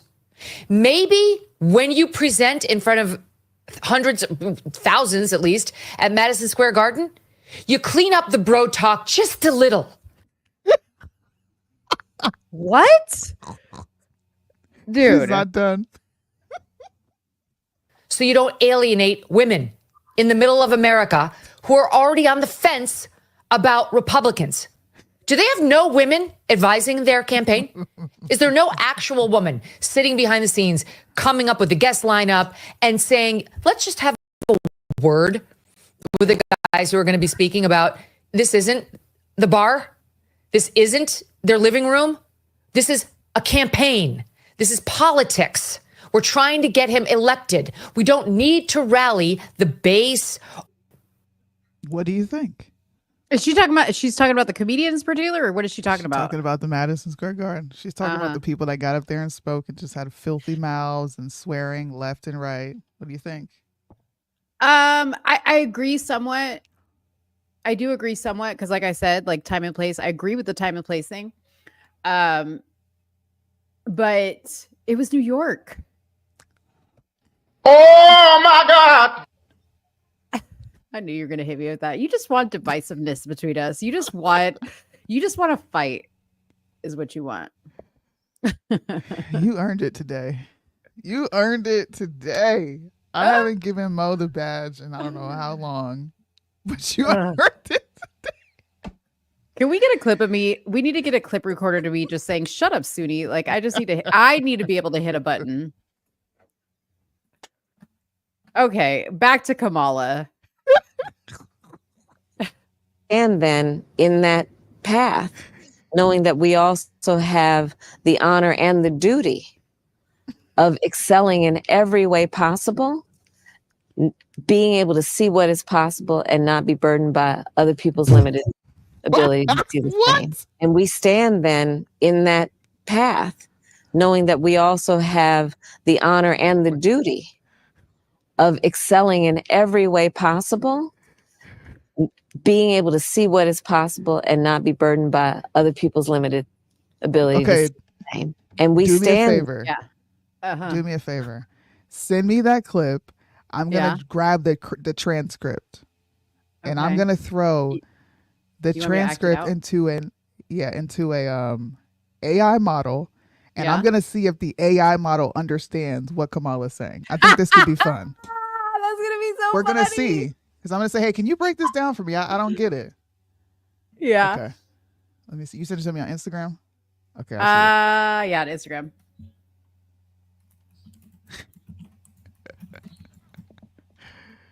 Joe Biden, man, can't believe he called us trash. Dude, I wanted to do like a skit, like where I was using I'm from a middle class family, but like have like different people saying stuff and then just like that being edited in. It's my favorite line. Listen, it's my favorite line of hers. I love how she tried to sneak in she tried to change up the let's not be unburdened by what has been. She tried to like switch it up on us. Like, but for those of us true Kamala fans, we know what's up, Kamala. We know that you tried to like switch it up on us, but we know you were trying not to say unburdened by what has been. Because you knew we didn't understand it the first time you said it, but now you just confused us even more. So much so that I gotta ask AI to break down what you said. That's a shame. Yeah.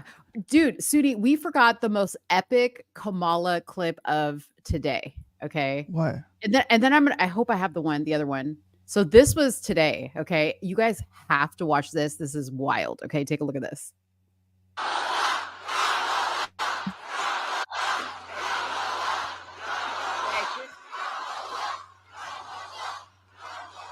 Okay. Now I want each of you to shout your own name. Do that. Because it's about all of us. It's about all of us. Man, that was Akko Taco. That was Akko Taco. Like they were like, shout our own name. Wait a minute. How long is that? How long is that clip you sent me? It's not that long. It's 16 seconds. Oh, is it? I don't know. I'm asking you. I don't know. I don't think I can see it on my computer. Okay. It shouldn't be that long. All right. I'm now about to put it in ChatGPT. Okay, wait. Let me just keep playing funny. Dude, she is like the gift that keeps on giving. Hold on. So this was her at a Black Philadelphia church. If you guys haven't heard this one, this has to be my favorite now. This one. Weeping may endure for a night. But joy come in the morning. Joy cometh in the morning. The path may seem hard, the work may seem heavy, but joy cometh in the morning, and church morning is on its way. Oh, God, I love Preacher Kamala. I think Preacher horrific. Kamala is my favorite. She's horrific. Okay. You guys want to see what I'm doing? All right. So this is what she said. Can you guys see that, or is it too small? It's a little bit, well, for me, it's too small, but I don't have my glasses. Okay. Well, this is the prompt that I put in. I said, hey, remove the timestamps for me so that we can see what she said. And this is what she said. And we stand then in that path, knowing that we also have the honor and the duty of excelling in every way possible, being able to see what is possible and not burdened by what other people's limited ability to see the same. Mm-hmm. And I said, what is this saying?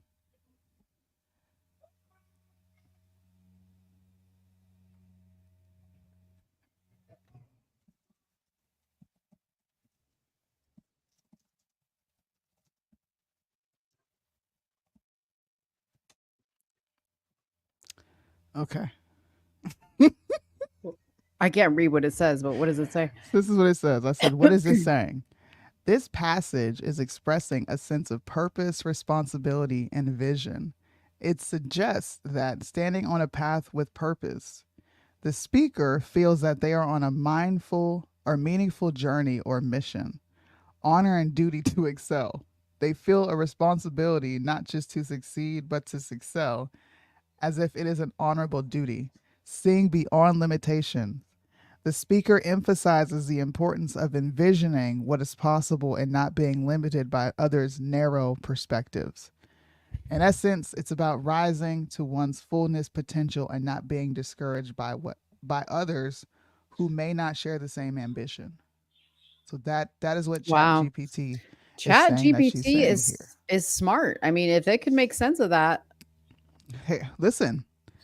So then I said, can you give me a summary of what she's saying? And is there any inconsistencies, right? Mm-hmm. The speaker is conveying a message of determination and visionary thinking. She emphasizes, don't ask me how they know it's a she, because I never said anything about who this is. Ooh, Okay? that's weird. Don't Maybe ask me. because, you know why? Because it was just a lot of jibber jabber, and ChatGPT knows that women talk too much. She emphasizes the importance of not being limited by others' inability to see the same potential or goals. This message is consistent in that it promotes the idea of staying committed to one's vision and duty without being weighed down. However, if her broader statements elsewhere contradict this focus on vision or self-determination, for example, if she has previously implied limitations on what is possible, then it might suggest inconsistency. That's too much for me. She said, this is too much for you. Pretty much what it's saying is the contradiction would come in if Kamala says that we are limited. That's all it said. So the contradiction of don't be burdened by what other people's narrow-minded views are is a complete contradiction to what she runs on, because Black people are behind the 8 ball. Gay people are behind the 8 ball. But her message is don't be burdened. Exactly. Why can't you just say, don't let your situation or your circumstances hold you back. Period, point blank. Like, that's all you got to say. Because she's trying to sound deep and wonderful. Okay? That's why.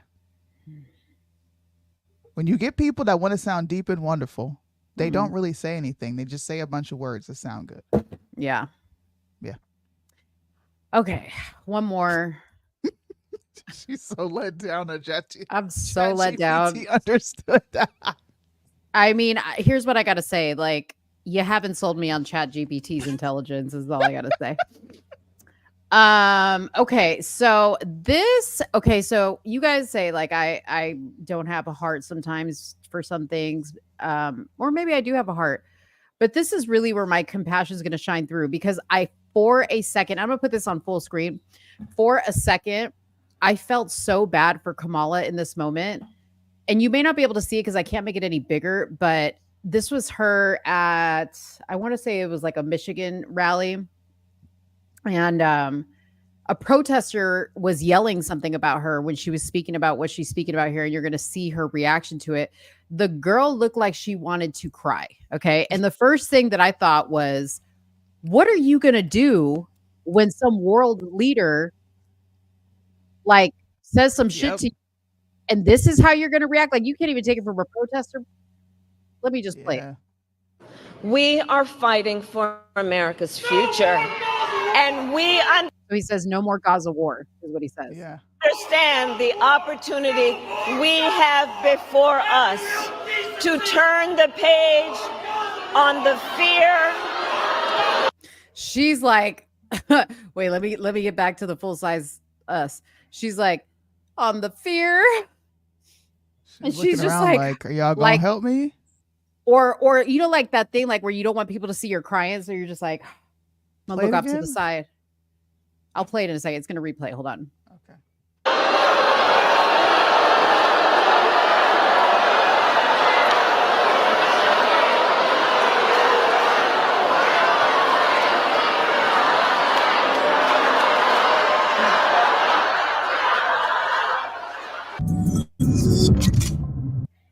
Okay, I'll replay it.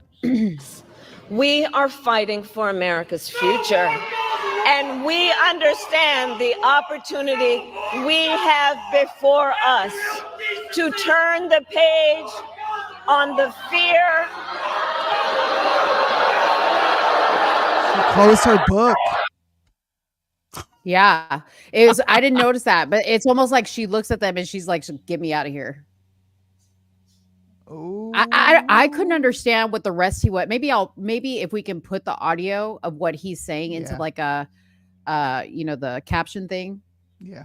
But after that, like whatever he said and whatever was going on there, she found it difficult to carry on.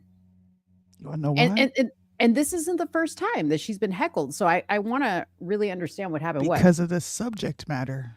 Because Democrats always play the SJW. Mm-hmm. It's what Black people know them for. It's what all the countries around this world know them for. And now they're not playing SJW and they're saying Israel's got a right to do what it's doing. She is, I agree with you 100%, Daniel Price. She is never going to touch this subject because she knows what's up. Mm-hmm. So that panic, some of these Democrat voters that absolutely care about what's going on over there, specifically Black voters, I think she's going to have a hard time with them. I don't think that this Gaza-Israel war is going to be an afterthought like people think when going to the voting booth. I don't. Yeah. I don't think it's going to go away. George Floyd didn't go away. Breonna Taylor didn't go away. This is just that on a massive level. Mm-hmm. Yeah. Ooh, that's a good video. That's a good video, right? I'm gonna send it to you because I need you to find out. That's funny. I need you to find out what the deepness of this all.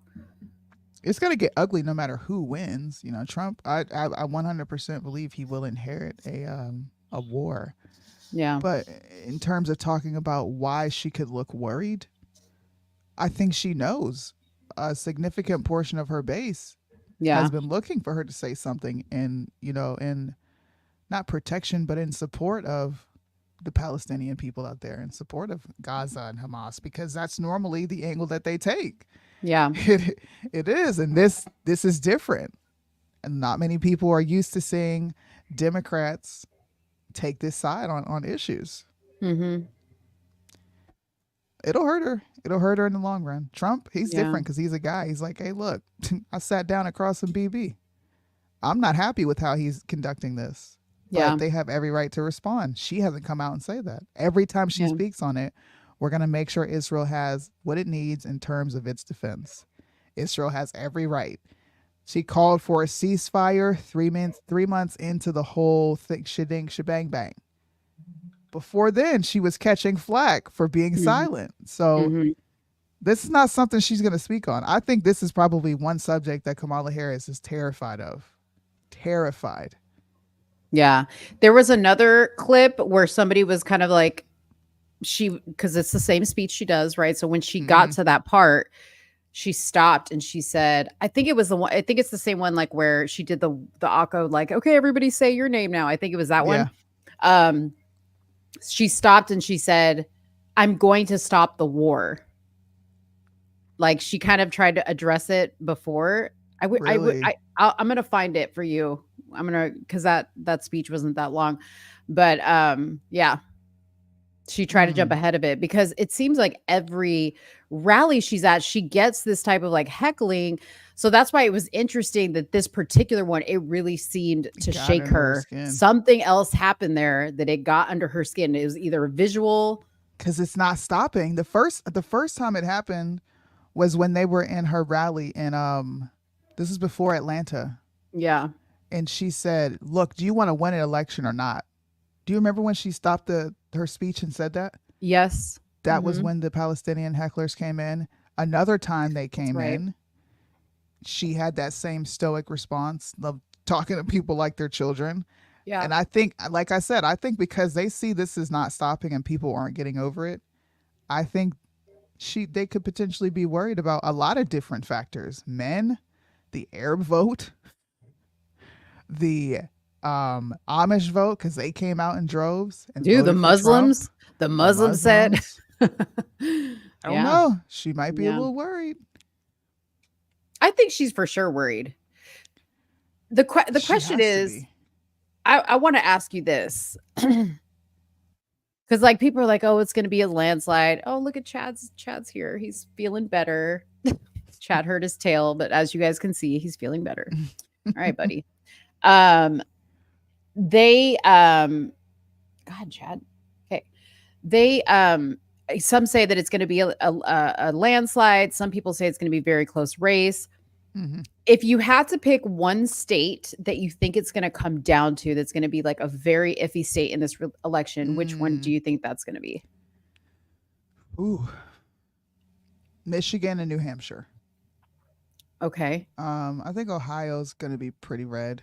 I think Pennsylvania is going to go red.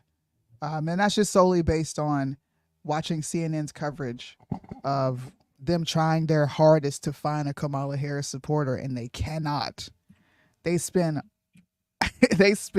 hours trying to find it.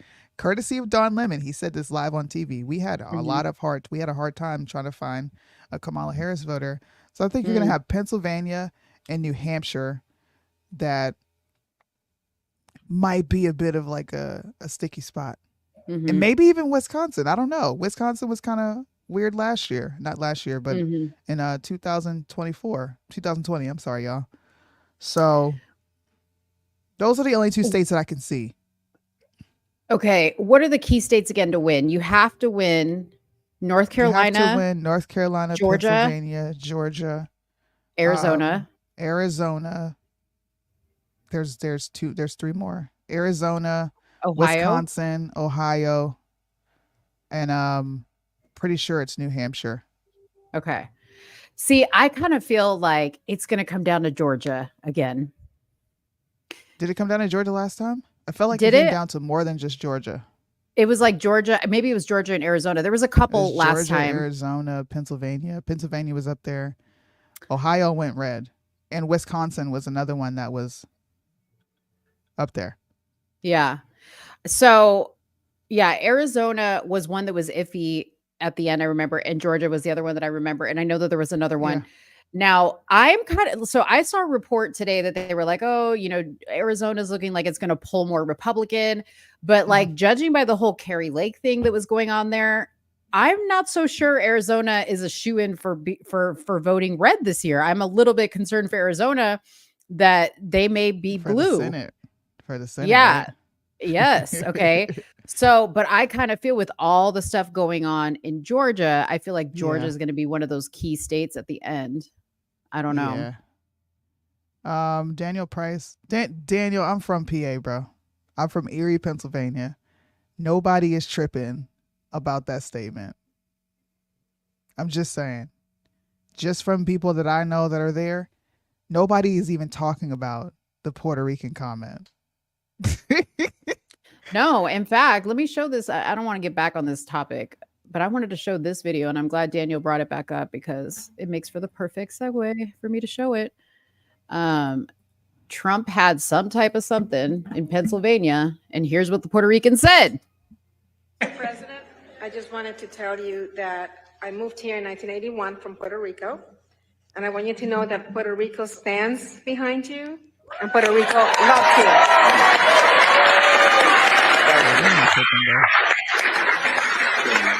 Well, we love it. I know it very well, and we helped you through a lot of bad storms. I'll tell you, we had some really bad ones.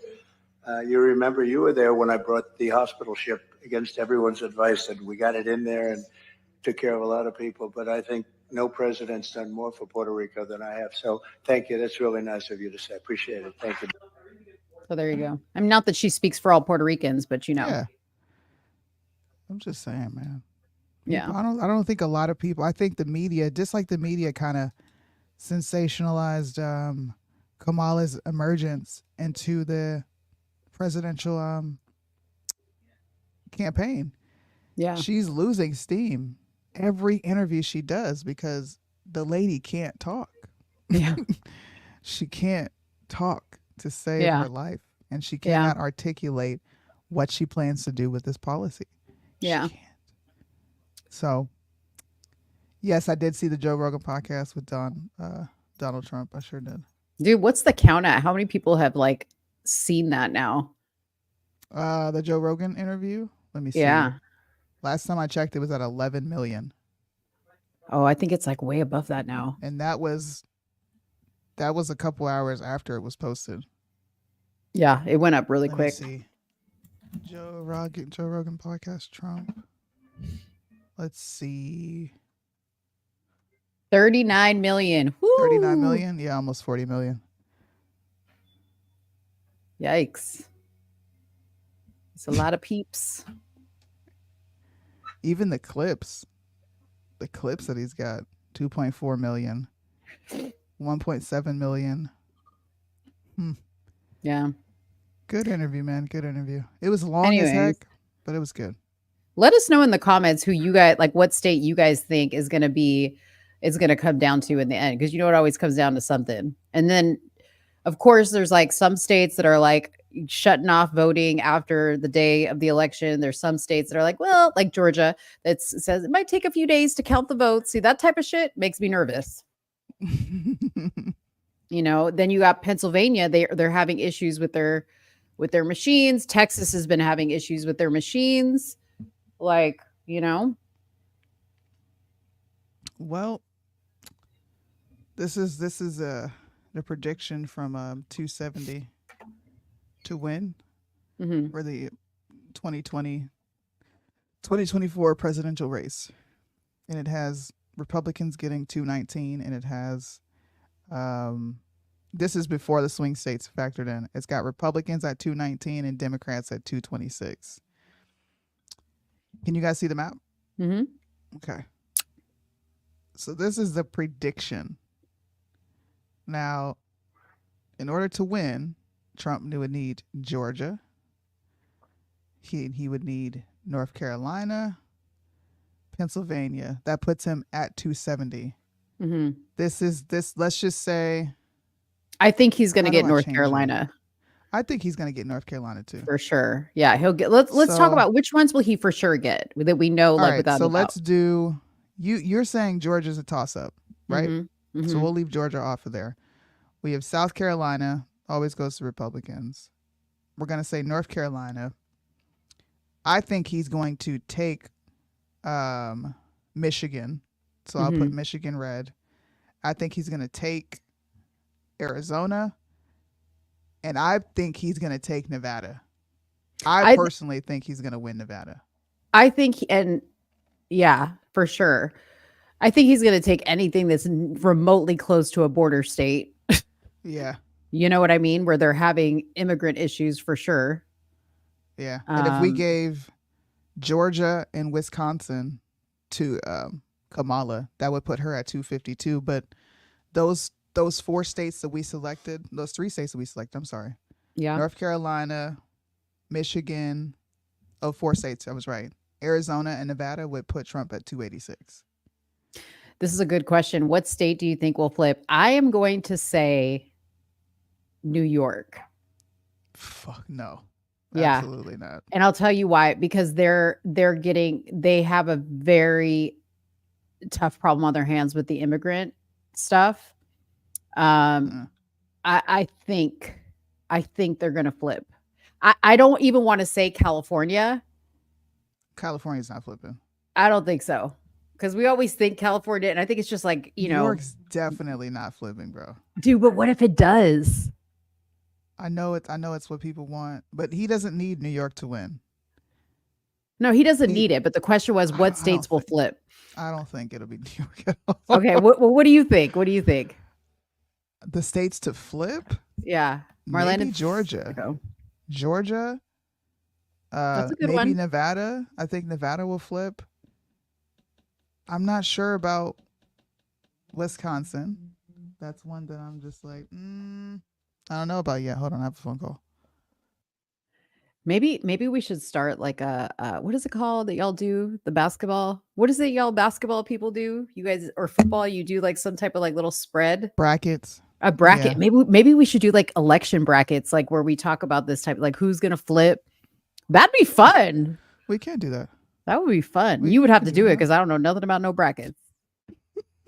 I got you. I don't know why I think New Mexico. No, I don't think New Mexico would flip. I think so because Agree. of border. No tax on tips. Nevada will vote red. I'm telling you, there's a lot of Trump flags that I see out here.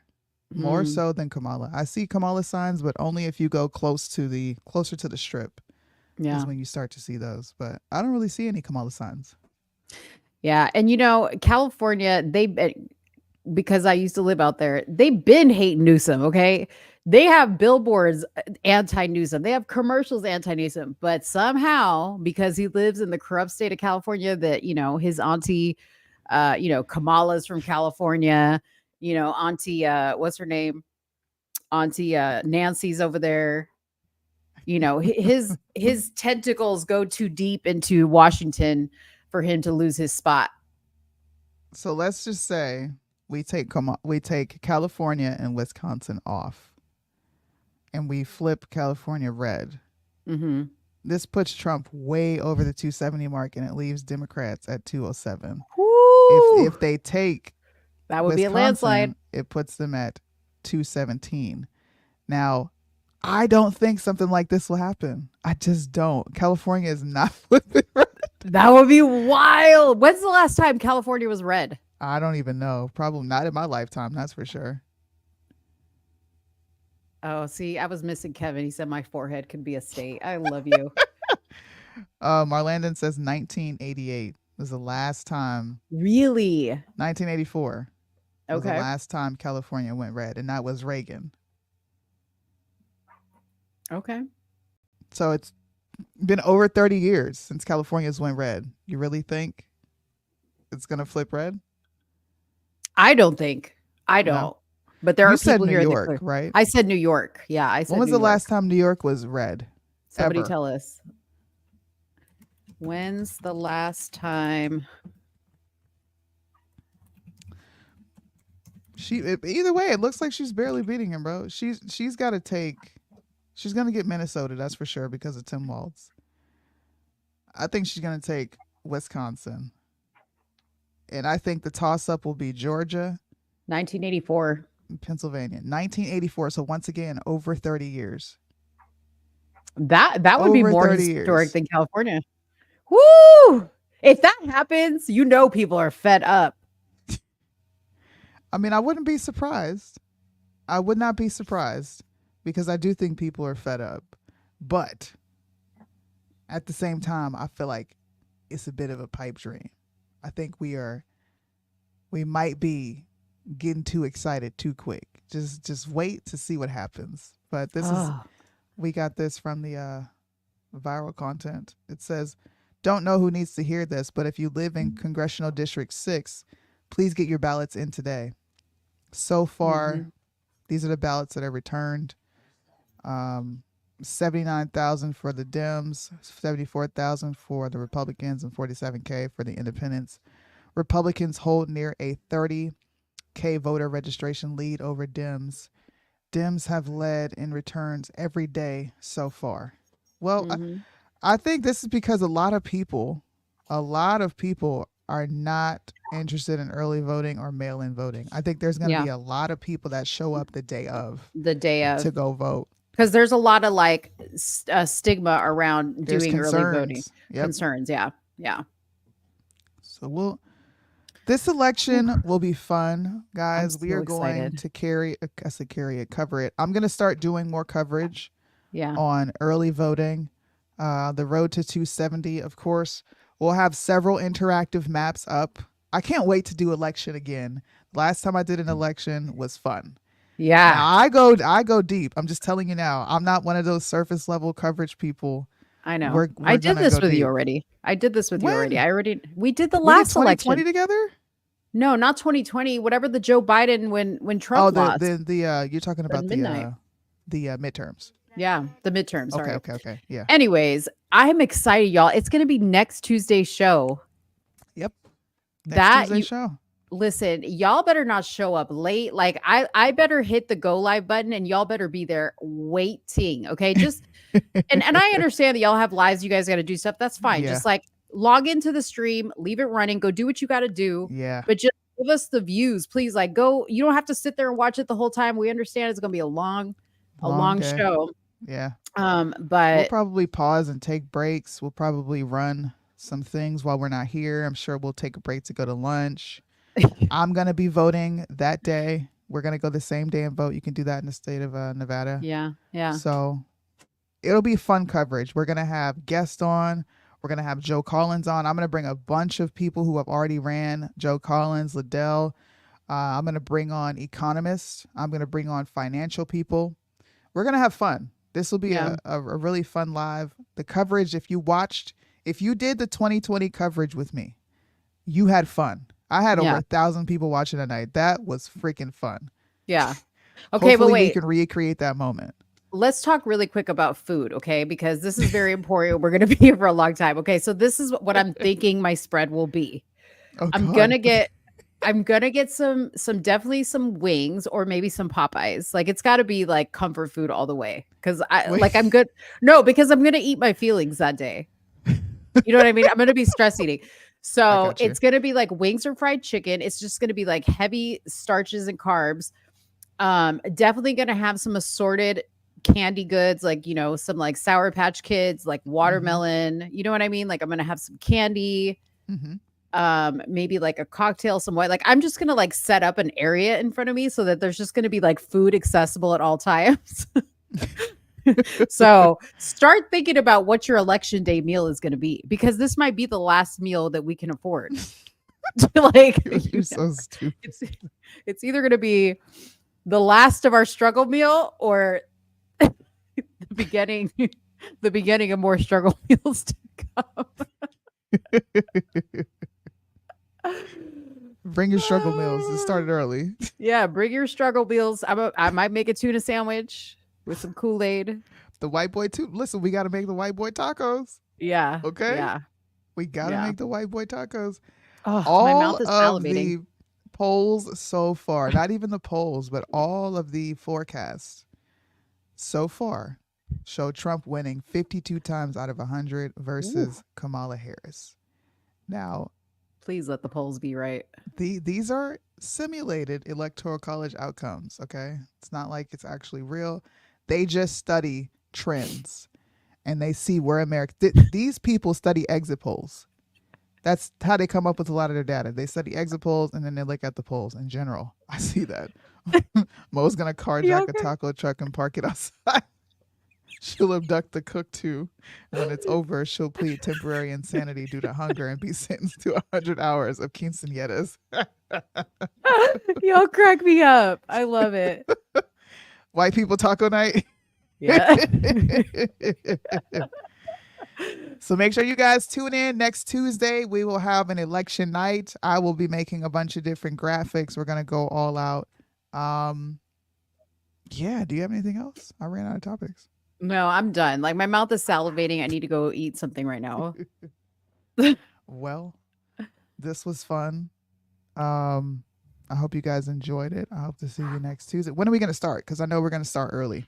Yeah, we need to talk about it a little bit more. We may need to do like maybe one of us starts, the other one, like you said, tag in and out, and then there will be a moment where we all come together. Okay. For the finale. For the finale. Woo! I'm gonna have to listen. Don't be messaging me the day of. I'm gonna be trying to get some sleep. Okay. I gotta get some sleep. I gotta get some stuff done.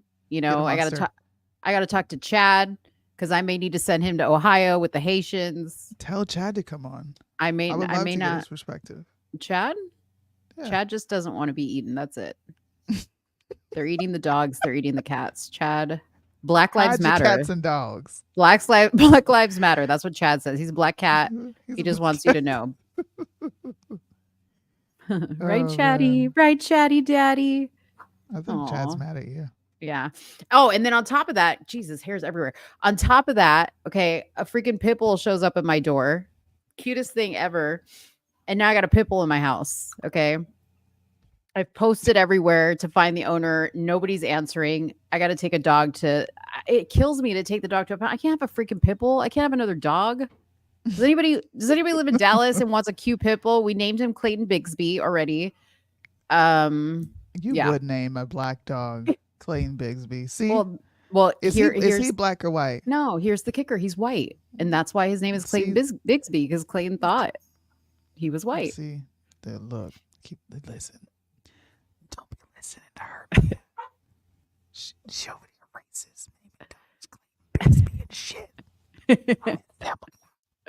Well, I told Dave, I'm like, he's not our dog. I'm not going to keep a dog, but we have to name him, and he had to have some type of like black but affiliate. You could name him Felony or some shit. Like I voted for I said Tyrone because I needed him to have a black name. Fuck off my screen. No, I needed him to have a black name. You know what I mean? Tyrone. Tyrone. He looks like a Tyrone. He's super cute. I would he's big. I would have him up here, but Chad's up here and Chad's not used to him. It wouldn't go good. That's what she's saying. No. So if anybody lives in Dallas and wants a cute pit bull, let me know. Oh, I love pit bulls. Those are my favorite kind of dogs. I Sweetest love dog. pits, bro. I grew up with pit bulls. Sweetest dog. And I have like some dogs right now that I'm boarding, and I was like, oh shit, I need to make sure he's good with them. So like that's why I was kind of late today, because we took them all out like on a group walk, because that's the quickest way to make sure everybody's like in harmony. And he's good. They're all good. They're down there playing. Good. Yeah. Dutch is good. Do you guys know that this is just a sheet behind me? Can you tell? A sheet? This is just a sheet. It's not a projected image? It's not green screen? This is green screen, but it's just a sheet. Oh, yeah. It's the green sheet. No, you can't tell. That looks like a... Does it look like I'm knocking on the wall? Yeah, and it even sounded like it. What the hell? What? That's weird. Oh, Mo might come out with the Sharkeisha and Bonquisha next. Listen, Bonquisha. I'm gonna rage quit if you come out with names like that. Watermelonia, Obamanisha. Yeah, I'm getting out of here. Yeah, I'll see you later. I did want to have two animals named Pac and Biggie, but you know, oh my god, I can't take any more animals. This is just too much. Well, yeah. All right, guys. I'm hungry. It's 8:00. I have to Me go say too. goodnight to my babies. I gotta Thank pee. you so much for hanging with us. I hope you enjoyed our political commentary, and make sure you come back Tuesday. Okay. Okay. Bye. Bye. So when you're done getting high, it's over when the party's over. Where you going when the party's over?